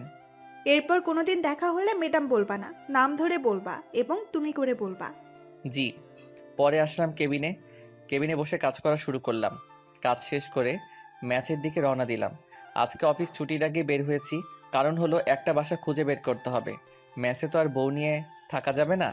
বাসা খুঁজেও পেলাম, বাসা ঠিক করে ম্যাচে ফিরলাম। পরের দিন বাসায় শিফট হব। পরে বাসায় শিফট হলাম, এখন বাসায় থেকে অফিস যাওয়া আসা করি। আমি রংপুর এসেছি 7 দিন হয়ে গেছে। এই 7 দিনে সেতুকে কল মেসেজ দিছি, কিন্তু কোনো রিপ্লাই পাইনি। একদিন সেতু আব্বু আম্মু এবং সেতুর আব্বু আম্মু সবাই একখানে বসে থেকে গল্প করছিল। তখন সেতু সবাইকে একটা প্রশ্ন করে, আম্মু, ওর কি কোনোদিনও বড়সড় অ্যাক্সিডেন্ট হয়েছিল? না, শুভ খুব সাবধানে চলাচল করে। সবাই নাই করলো, কারণ আমার তো অ্যাক্সিডেন্ট হয়নি। কিন্তু ও তো বললো ওর একটা বড় অ্যাক্সিডেন্ট হয়েছিল, তারপর থেকে ওর বাবা হওয়ার ক্ষমতা হারিয়ে ফেলেছে। তোমার সাথে মজা করার জন্য বলেছে এসব। ও তো কোনো ডাক্তার দেখানোর জন্য হাসপাতালেও যায়নি। আমি তো অনেক বড় ভুল করে ফেলেছি। কি ভুল? আমি তো শুভর কথা বিশ্বাস করে শুভর সাথে অনেক খারাপ ব্যবহার করছি। শুভর কাছে ক্ষমা চেয়ে নিও, তাই হবে। পরে সেতু ওইখান থেকে চলে আসে আর ঘরে এসে ভাবতে লাগে পুরোনো কথাগুলো। এখন শুভকে কিভাবে পটানো যায় সেটাই ভাবতে হবে। শুভকে জানানো যাবে না যে আমি এসব জানি। শুভকে যখন আমি ভালোবাসি এর কথা বলেছিলাম, ও তখন বলেছিল এটা আবেগ। আমি তো কত কিছু বলেছিলাম, তারপর তো আমি কত খারাপ ব্যবহার করলাম। এখন শুভ কি আমায় মেনে নিবে? এখন শুভ ভালোবাসার কথা বললে কি ভাববে? শুভর সাথে তো আমি এই কয়দিন কথাও বলিনি। অনেকবার ফোন দিছে, আমি তোর ফোনটাও ধরিনি। পরে তো আবার ফোন দিবেই, তখন কথা বলবো। এখন আমি আর সেতুকে কল দেই না। উকিলের সাথেও কথা বলছি ডিভোর্সের ব্যাপারে। সে যত দ্রুত সম্ভব উকিল কাজটা করে দিতে চাইছে। 7 দিন চলে যায় তাও সেতুকে একবারই কল দেই না। সেতু আমাকে কল দেয়নি। সেতুর এখন আর ভালো লাগে না। সেতুর শুধু ইচ্ছে হয় শুভর সাথে কথা বলবে। সেতু মিস করে ওই দিনগুলো যে দিনগুলোতে শুভকে দেখতেই পারে নাই। শুভ কত কিছু বলেছে। যখন সেতুর ফোনটা বেজে ওঠে তখনই সেতুর মনে হয় শুভ মেসেজ দিছে বা কল দিছে, কিন্তু শুভ কোনো মেসেজ বা কল দেয় না। সেতু শুভকে কল দিতে চায় কিন্তু কোনো একটা কিছু কারণে শুভকে মেসেজ বা কল দিতে পারে না। এখন আর শুভের সেতুর কথা মনে পড়ে না। শুভের প্রথম প্রথম অনেক কষ্ট হয়েছে আর নিজেই নিজেকে দোষ দেয়। সেতুকে মিথ্যা কথা বলাটা ঠিক হয়নি। এদিকে সেতু সবসময় মন মরা হয়ে বসে থাকে। কারোর সাথে বেশি কথা বলে না, শুধু শুভের কথা ভাবে। শুভের সাথে কথা মন চায় কিন্তু পারে না। ধৈর্য ধরে থাকে শুভ তাকে ফোন দিবে, কিন্তু শুভের নাম্বার থেকে কল আসে না। 1 মাস হয়ে গেছে কিন্তু শুভ আর সেতুর মাঝে কথা হয় না। সেতু আর থাকতে না পেরে শুভকে কল দেয় রাতে, তাও আবার 12টার সময়। যে সময় শুভ ঘুমে মগ্ন হয়ে আছে। প্রথমবার ফোন ঢোকার পর ফোন রিসিভ করলো, কারণ শুভর তো ঘুম ভাঙেনি। পরের বার কল দিতেই শুভের ঘুম চোখে দেখে একটা কল এসেছে। পরে নাম্বার না দেখেই কলটা রিসিভ করে বলে, হ্যালো, কে? আমি। আমিটা কে? আমাকে চিনতে পারোনি? আমি সেতু। আরে বোন, কোন সেতু? আর এত রাতে ঘুমে ডিস্টার্বের জন্য কল করছো কেন? আমি তোমার বউ সেতু। বউ কথাটা শুনে শুভ নাম্বারটা ভালোভাবে দেখলো। সেতুই কল দিছে। পরে ভাবতে লাগলো, আব্বু আম্মুয়ের কোনো কিছু হলো নাকি এত রাতে ফোন দিছে সেতু? আব্বু আম্মুর কিছু হয়েছে নাকি ফোন দিচ্ছে? আব্বু আম্মুর কিছুই হয়নি, কথা বলার জন্য ফোন দিছি। ফাইজলামি রাখো। বিএফ লগে ভাইগা গেছো নাকি আবার এখন প্রবলেম হয়েছে দেখে ফোন দিছো? আচ্ছা, কোনো কিছু ভেবো না, সরাসরি আমার এখানে চলে আসো, আমি সবাইকে ম্যানেজ করে নিব। ঘরে স্বামী থাকতে অন্য পুরুষের সাথে পালিয়ে যাব কেন? স্বামী তো শুধু কাগজে কলমে। আচ্ছা বাদ, কালকে অফিসে যেতে হবে ভাই। আর এত রাতে কোনোদিন কল দিবা না, যত সব ফালতু। এটা বলে ফোনটা কেটে দেই আর বন্ধ করে রেখে ঘুমিয়ে পড়ে। এদিকে সেতুর মনটা আরো খারাপ হয়ে যায়। আমি কি এতটাই খারাপ ব্যবহার করেছি যে শুভ ভেবে নিতেছে আমার বয়ফ্রেন্ড আছে? ছি ছি, নিজেকে নিজের উপর ঘৃণা হচ্ছে। আর কিভাবে শুভ আগে মেসেজ দিত, কেমন আছো, কি করো, কথা বলার জন্য ফোন দিত, আর এখন কথাই বললো না, ঘুরে ফিরে আমাকে অপমান করলো। সারা রাত না ঘুমিয়ে পার করে রাত, আর ডিসিশন নেই শুভয়ের এখানে চলে আসবে, কারণ শুভ বলেছিল বাসা ভাড়া নিছে, আর যেতেও বলেছিল আমাকে। সকালে উঠে আব্বুর কাছে গিয়ে বলে, আব্বু আমাকে শুভর বাসায় রাইখা আসেন, আমি যাব, এটা ওকে বলবেন না। আব্বুও মেনে নেয় আর বিকেলের গাড়িতে তারা রওনা দেয়। আমার এখানে এসে আব্বুর দরজায় কলিং বেল চাপ দিই। শুভ তখন ভাবতে থাকে এই সময় আবার কে আসলো। অলসতা নিয়ে দরজা খুলতে যায়, দরজা খুললে তো অবাক শুভ। শুভ তখন আব্বুকে বলে, তোমরা আসবা, বলবা না? আসলে স্ট্যান্ডে আগায় যেতাম। সেতু বলল তোকে সারপ্রাইজ দেবে, তাই না জানিয়ে চলে আসলাম। আচ্ছা বসো, তোমাদের খাবারের ব্যবস্থা করি। শুভ সেতুর সাথে কোনো কথাই বলে নাই। একবার তাকিয়ে দেখেছিল সেতু অনেক শুকনা হয়ে গেছে। মনে হলো অনেক দিন ধরে খাবার ঠিকমতো খায় না আর ঘুমায়ও না। সেতুকে দেখেও না দেখার ভান করলো। সেতু আমার দিকে অসহায়ের মতো তাকিয়ে আছে। সেতুর দিকে লক্ষ্য না করে আমি খাবার কিনতে গেলাম। অবশ্য নিজেই রান্না করে খাই। আজকে শরীরটা ভালো ছিল না তাই রান্না করিনি। হোটেল থেকে খাবার এনে আমি আব্বু সেতু খাইতে বসছি। তুমি কি প্রতিদিন বাজারের কেনা খাবার খাও নাকি? না আব্বু, রান্না করেই খাই। আজকে ভালো লাগছিল না তাই রান্না করিনি। তোমরা আসবে জানলে রান্না করতাম। আরে ভাই, আমি সব কিছুই রান্না করতে পারি। এই সব কিছু রান্না আমার মা আমাকে শিখাইছে। খাবার খেয়ে আব্বুকে রুমে দেখিয়ে দিলাম আর আমি আমার রুমে চলে আসলাম। সে তো আগে থেকে আমার রুমে গিয়ে বসে আছে। আমার রুমটা অনেক সুন্দর করে সাজিয়ে রেখেছি। রুমটা এমনভাবে সাজিয়েছি যেটা লিখে প্রকাশ করতে পারছি না। ঘরে গিয়ে দেখি সেতু বিছানায় শুয়ে কার সাথে যেন কথা বলছে। কথা বলা দেখে জিজ্ঞেস করলাম, বিএফের সাথে কথা বলো নাকি? তখন সেতু ফোনটা রেখে, আচ্ছা তোমার সমস্যাটা কি বলো তো? সেদিন এই বিএফ এর কথা, আবার আজকেও বলতেছো বিএফ এর কথা। আমি অতটাও খারাপ না যে ঘরে স্বামী রেখে অন্য ছেলের সাথে প্রেম করব। পরবর্তীতে এরকম কথা বলবেন না। স্বামী তো শুধু কাগজে কলমে। কিছুদিন পর তো ডিভোর্স হয়ে যাবে। ডিভোর্সের পর পটাতে হবে, তাতে সময় লাগবে। ডিভোর্সের পর যেন তাড়াতাড়ি বিয়ে করতে পারো সেই জন্য হয়তো আগেই পটিয়ে রাখছো। আর হ্যাঁ, তোমার জন্য একটা খুশির খবর আছে। আমি উকিলের সাথে কথা বলছি, কিছুদিন পরই ডিভোর্স পেপার দিয়ে দিবে। তখন আর আমার মুখ দেখতে হবে না। ডিভোর্সের কথা শুনে সেতুর মুখটা শুকিয়ে গেছে, আর সেতুর চোখের জল এসে পড়েছে। ওদিকে লক্ষ্য না রেখে বললাম, শুয়ে পড়ো, রাত অনেক হয়েছে। সেতু চুপচাপ অন্যদিকে হয়ে শুয়ে পড়ল। আমিও কোলবালিশটা জড়িয়ে ধরে ঘুমিয়ে পড়লাম। সকালে ঘুম থেকে উঠে দেখি সেতু আমাকে জড়িয়ে ধরে ঘুমিয়ে আছে। জড়িয়ে ধরে আছে দেখে সেতুকে ধমক দিয়ে বললাম, আমাকে জড়িয়ে ধরে আছো কেন? আমাকে জড়িয়ে ধরে থাকতে পারো না, কারণ আমার সন্তান জন্ম দেওয়ার ক্ষমতা। এটা বলে ওয়াশরুমে চলে গেলাম। পরে সেতু রান্না করলো, আমি বসে থেকে ফোন চাপলাম। খাবার খেয়ে আমি অফিসের জন্য বের হলাম, আর আব্বু বলল চলে যাবে, তাই তাকে গাড়িতে উঠাই দিতে বাস স্ট্যান্ডে গেলাম। আব্বুকে গাড়িতে তুলে দিয়ে আমি অফিসে চলে গেলাম। অফিসে যাইতে দেরি হয়েছে।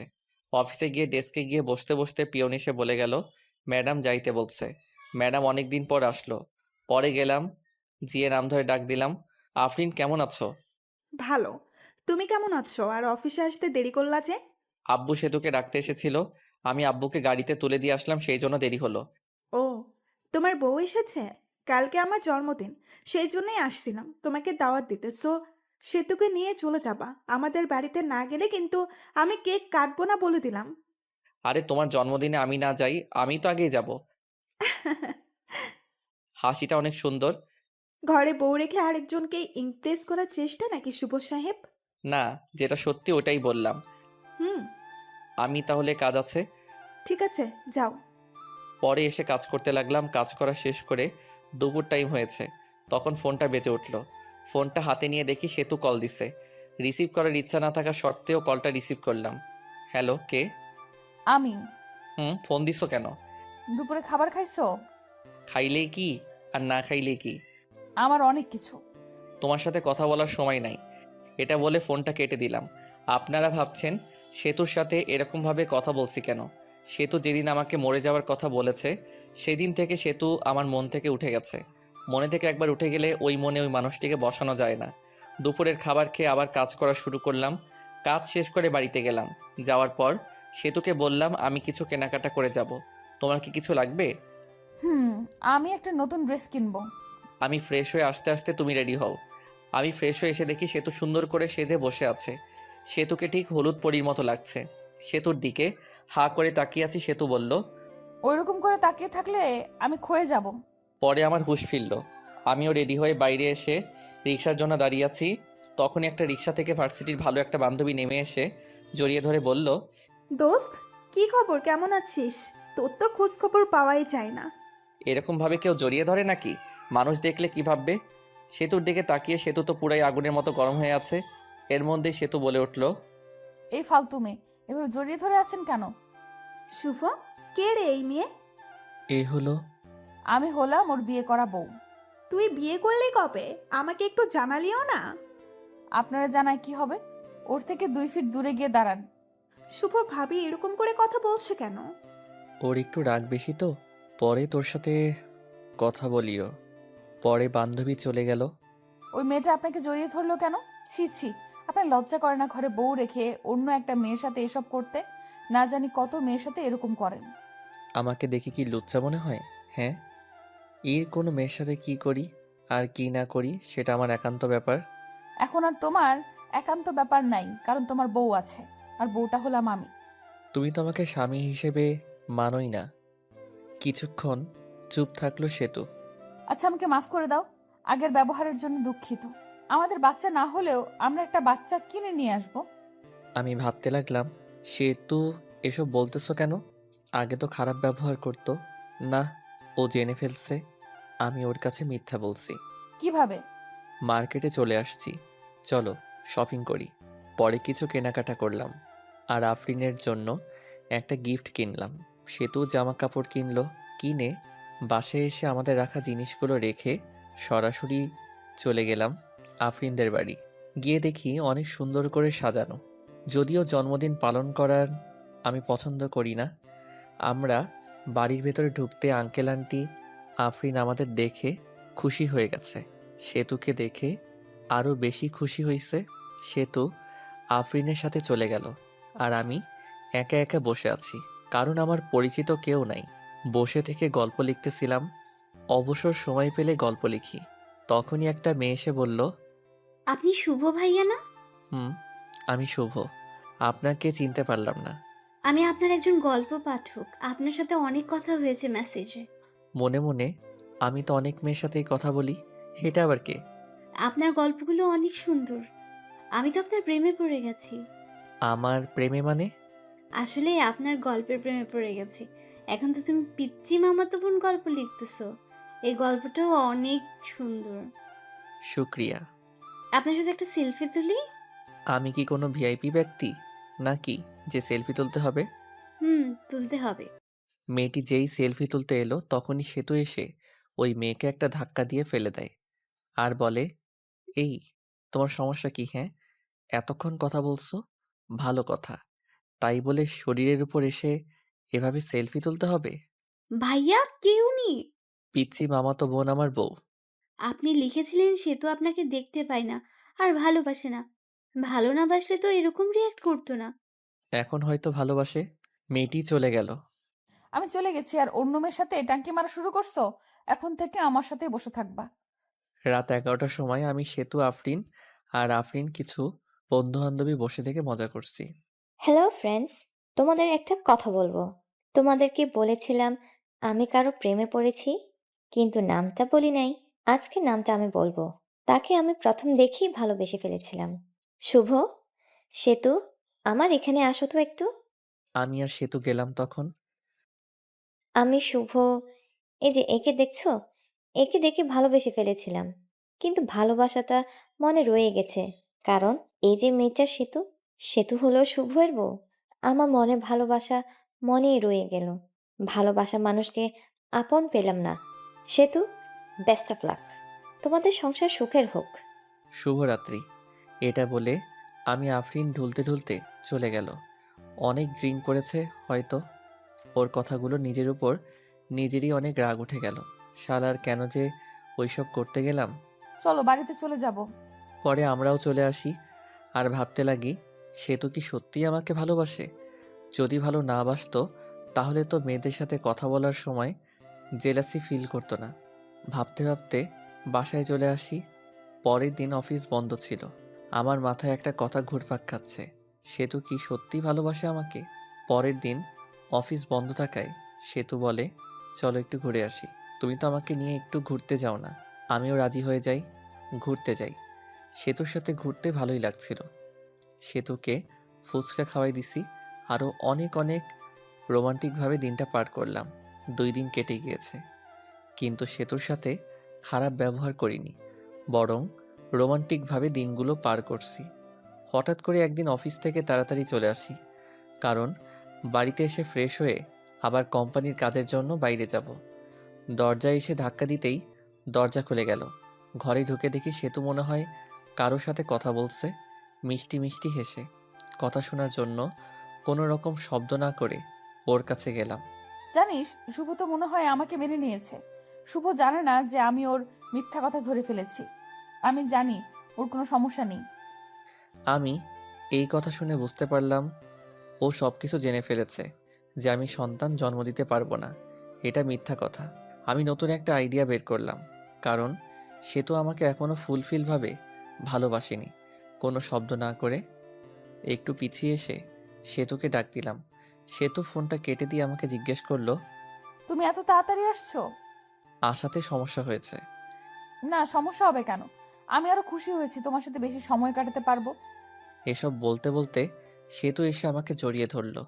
জড়িয়ে ধরে ঠোঁটে একটা শুকনা চুমু দিল। আমি সেতুকে ছাড়িয়ে ফ্রেশ হতে চলে গেলাম। ফ্রেশ হয়ে এসে দেখি সেতু টেবিলে খাবার সাজিয়ে রেখেছে। খাইতে বসলাম। সেতুকে বললাম, তুমি খাইছো? না, চলো একসাথে খাই। নিজের হাত দিয়ে খাইতে ইচ্ছে করছে না। আসো আমি খাওয়াই দেই। সেতু খুশি হয়ে গেল। খাবার খেতে সেতুকে জিজ্ঞেস করলাম, আচ্ছা সেতু, তুমি তো এখন সত্যিই ভালোবাসো আমাকে, তাই না? অনেক ভালোবাসি। এই যে আমি বাবা হতে পারবো না, এটা যখন তোমার রিলেটিভরা জানবে তখন তোমাকে অনেক কিছু বলতে পারে। তখন কি তুমি আমাকে ছেড়ে দিয়ে চলে যাবে? লোকে কি বলুক তাতে আমার কিছুই যায় আসে না। আমি তোমাকে কখনোই ছেড়ে যাব না। আমি দীর্ঘ একটা নিঃশ্বাস নিলাম। কথা বলার মাঝেই খাবার খাওয়া শেষ। খাবার খাওয়া শেষ হওয়ার পর রেডি হয়ে সেতুকে একটা চুমু দিয়ে কাজের জন্য বের হলাম। বাড়ি থেকে বের হয়ে একটা বন্ধুর সাথে দেখা করলাম। ওই বন্ধুর বড় ভাই ডাক্তার, আর তাকে দিয়ে একটা মিথ্যা রিপোর্ট বানাবো। পরে ওই বন্ধুকে সব কিছু খুলে বলি, আর বলি তোর ভাবির ভালোবাসা পরীক্ষা করার জন্য একটা ফেক রিপোর্ট বের করতে হবে। রিপোর্টটা হলো আমি যে বাবা হতে পারবো না, এটার রিপোর্ট। বন্ধু প্রথমে রাজি হয়নি, পরে অনেক জোরাজোরিতে রাজি হয়েছে। পরে সব কিছুই বুঝিয়ে দিয়ে চলে গেলাম আমার কাছে। কাজ থেকে আসলাম, আর আসার সময় সেতুর জন্য আইসক্রিম আর ফুচকা নিয়ে আসলাম, যা দেখে সেতু অনেক খুশি হয়ে গেল। প্রতিদিনই অফিস থেকে আসার সময় সেতুর জন্য কিছু না কিছু নিয়েই আসি। এটা দেখে সেতু দেখে অনেক খুশি হতো, আর আমাকে একটা কিস করতো। 7 দিন যাওয়ার পর রিপোর্ট বের করে। পরে আমি আমার বন্ধুকে বলি, এটা বাড়িতে গিয়ে দিয়ে আসবি যখন আমি অফিসে থাকবো। বন্ধু তাই করে। আমি অফিসে থাকাকালীন বন্ধু আমার বাড়িতে যায় আর রিপোর্টটা দেয়, আর সেতু রিপোর্টটা নিয়ে পড়তে থাকে। পড়ে দেখে শুভ কোনোদিন বাবা হতে পারবে না। ওখানে এসব লেখা আছে, আর কারণও লেখা আছে। সেতুর মনটা তখন খারাপ হয়ে যায়। কি করবে সে বুঝতে পারে না। শুভর সাথে করবে না না করবে কিছুই বুঝতে পারে না। শুভর সাথে থাকার সময়গুলোর কথা ভাবতে থাকে। এসব ভাবতে ভাবতে কোন দিক দিয়ে সময় পার হয়ে যায় সে তো জানেই না। আর আমিও অফিস থেকে চলে আসি, আর সেতুর জন্য ফুচকা নিয়ে আসি। বাড়িতে এসে দেখি সেতু মনটা খারাপ করে বসে আছে। আমি সেতুকে ডাক দেই আর বলি, সেতু কি মন খারাপ? তোমার কি তোমার আব্বু আম্মুর কথা মনে পড়ছে? সেতু কোনো কথা না বলে রিপোর্টের কাগজটা আমার হাতে নিল। আমি কাগজটা হাতে নিয়ে বললাম, এসব তো তুমি জানো। তাহলে তোমার বাবা মাকে জিজ্ঞেস করার পর তোমার বাবা মা তাহলে বললো কেন যে তুমি মিথ্যা বলছো, যে তুমি বাবা হতে পারবে না? কারণ আম্মু জানে না। সেতু এই কথা শুনে মুখটা থেকে রাগী বানিয়ে চলে গেল। আমি ফ্রেশ হতে চলে গেলাম। ফ্রেশ হয়ে এসে কিছু খেয়ে নিলাম। সেতুর সাথে কথা বলার চেষ্টা করতেছি, কিন্তু সেতু দরজা খুলছে না। পরে আমি বাইরে বসে থেকে ভিডিও দেখছি। ভিডিও দেখতে দেখতে সন্ধ্যা হয়ে গেল, তখনও সেতু ঘর থেকে বের হলো না। এখন বুঝতে পারলাম সেতু কেন মন খারাপ করে বসে আছে। আমিও ভাবতে থাকলাম, সেতু কি তাহলে আসলেই আমাকে ভালোবাসেনি? সেতু এতদিন কি তাহলে মিথ্যা ভালোবাসতো আমাকে? সেতু তো ঘর থেকে বের হচ্ছে না। সন্ধ্যার রান্নাটা মনে হয় আমারই করতে হবে, তাই রান্না করতে গেলাম। রান্না করার প্রায় শেষ, তখন ঠান্ডা পানি মনে গরম পানিতে হাত দিছি, আর হাতটা গেল পুড়ে। পরে ওমাগো বলে চিৎকার দিয়ে উঠি, কিন্তু আফসোস ধরার মতো কেউ নাই। পরে নিজেই হাত ধরে ঠান্ডা পানিতে কিছুক্ষণ ডুবিয়ে রাখলাম। এরপর ডাক্তারের কাছে গিয়ে হাতটা মেডিসিন লাগিয়ে নিয়ে আসলাম। হাত একেবারে ছুলে গেছে, দেখতে অনেক বৃষ্টি হয়ে গেছে। রান্নার কাজ শেষ করে সেতুকে ডাক দিলাম। বললাম, সেতু, দুপুরের খাবার খাওনি, এখন রাতের খাবারটা খেয়ে নাও, তা না হলে শরীর খারাপ করবে। তুমি হয়তো আমাকে মেনে নিতে পারছো না। ঠিক আছে, আমার ডিভোর্স পেপার রেডি আছে, তোমাকে দিয়ে দেব, তোমাকে মুক্তি দিয়ে দেব। আসো, তাও খেয়ে নাও। পরে সেতু বের হলো। আমার হাতটা সেতুকে দেখাইনি। পরে সেতু চুপচাপ খেয়ে নিল। আমি আর খেতে পারলাম না, কারণ গুনে গুনে আমার ডান হাতটাই পুড়েছে। হাতের কষ্টের থেকে মনের কষ্ট অনেক বড়। সেতুকে অনেকটা ভালোবেসে ফেলেছিলাম। হাত পোড়ার কারণে হাতে জ্বালা পোড়া করছে। আবার মনটাও ভালো নাই। সেতুর সাথে কাটানো সময়ের কথাগুলো ভাবছি। কত সুন্দর ছিল দিনগুলো। এসব ভাবতে ভাবতে চোখে জল এসে গেছে। মনে হচ্ছে চিৎকার করে কাঁদি। ঘুম ধরছেই না, এমনিতেই হাতে জ্বালাতন করতেছে, আবার ক্ষুধা লাগছে। রাত 12টা বেজে গেছে। বসে থেকে কান্না করতেছি। কষ্ট আর সহ্য হচ্ছে না। অনেক কষ্ট হইতেছে, যেটা হয়তো লিখে প্রকাশ করতে পারবো না। চোখ দিয়ে জল থামছেই না। তখনই কাঁধে কারো হাতের ছোঁয়া পেলাম। পিছনে তাকিয়ে দেখি সেতু দাঁড়িয়ে আছে, চোখের জলটা মুছে। তুমি এখানে কি করো এত রাতে? আপনি কি করেন? আমার ভালো লাগছে না, তাই আমি বসে আছি। আমারও ভালো লাগছে না, তাই আমিও বসে থাকতে এলাম। তোমার আবার ভালো লাগবে না কেন? তোমার ভালো লাগার কারণে তোমাকে ছেড়ে দিতেছি। ডিভোর্স পেপার তো রেডি আছে, কালকে সকালে নিয়ে আসবো। মন খারাপ করো না তাও। মেয়েদের সাথে ফষ্টি নষ্টি করতে পারো না বলে ডিভোর্স আমাকে দিয়ে দিবে, তাই না? এসব কি বলো? তুমিও বললা ডিভোর্স দিতে। সেতু আমার কলার ধরে বলল, ওই, আমি কখন ডিভোর্স চাইলাম বল? আমি তো চুপচাপ ছিলাম। আমি বাবা হতে পারবো না শুনে তুমি মন খারাপ করে ঘরের দরজা দিয়ে বসেছিলে, তো এটা বোঝাই যায় তুমি আমার সাথে থাকতে চাও না, ডিভোর্স চাও। আর একবার ডিভোর্সের কথা বললে ঘাড়টা মটকে দিব বলে দিলাম। আসলে আমি সরি, আমার ভুল হয়েছে। আমিও তোমাকে ছাড়া থাকতে পারবো না। আমি তোমার সাথে কাটানো সময়গুলোর কথা ভাবলাম, তুমি আমাকে কতটা কেয়ার করো ওইটা ভাবলাম। বাচ্চা হবে না তো কি হয়েছে, আমরা একটা বাচ্চা কিনে নিয়ে আসবো। সত্যি তুই আমাকে ছেড়ে যাবে না? মরার আগ পর্যন্ত যাব না। আজকে ব্যবহারের জন্য ক্ষমা প্রার্থী। হুম, আমরাই তো। সেতুকে আমাকে জড়িয়ে ধরে আছে, আমিও ধরছি। রোমান্টিক ওয়েদার আমাদের মাঝে। সেতু শরীরের সাথে একটু ডান হাতটা লাগলেই উফ বলে উঠলাম। কি হয়েছে তোমার? আমি তখন সেতুকে হাতটা দেখালাম। সেতু তো চমকে উঠল। এরকম হলো কেমনে? আজকে রান্না করার সময় এরকম হয়েছে। সেতু এর চোখে জল এসে গেছে।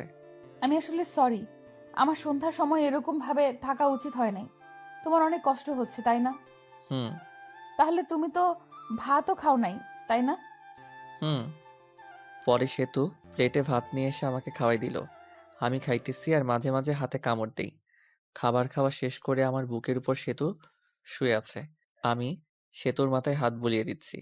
পরে দুজনেই ঘুমিয়ে পড়ি। এখন থেকে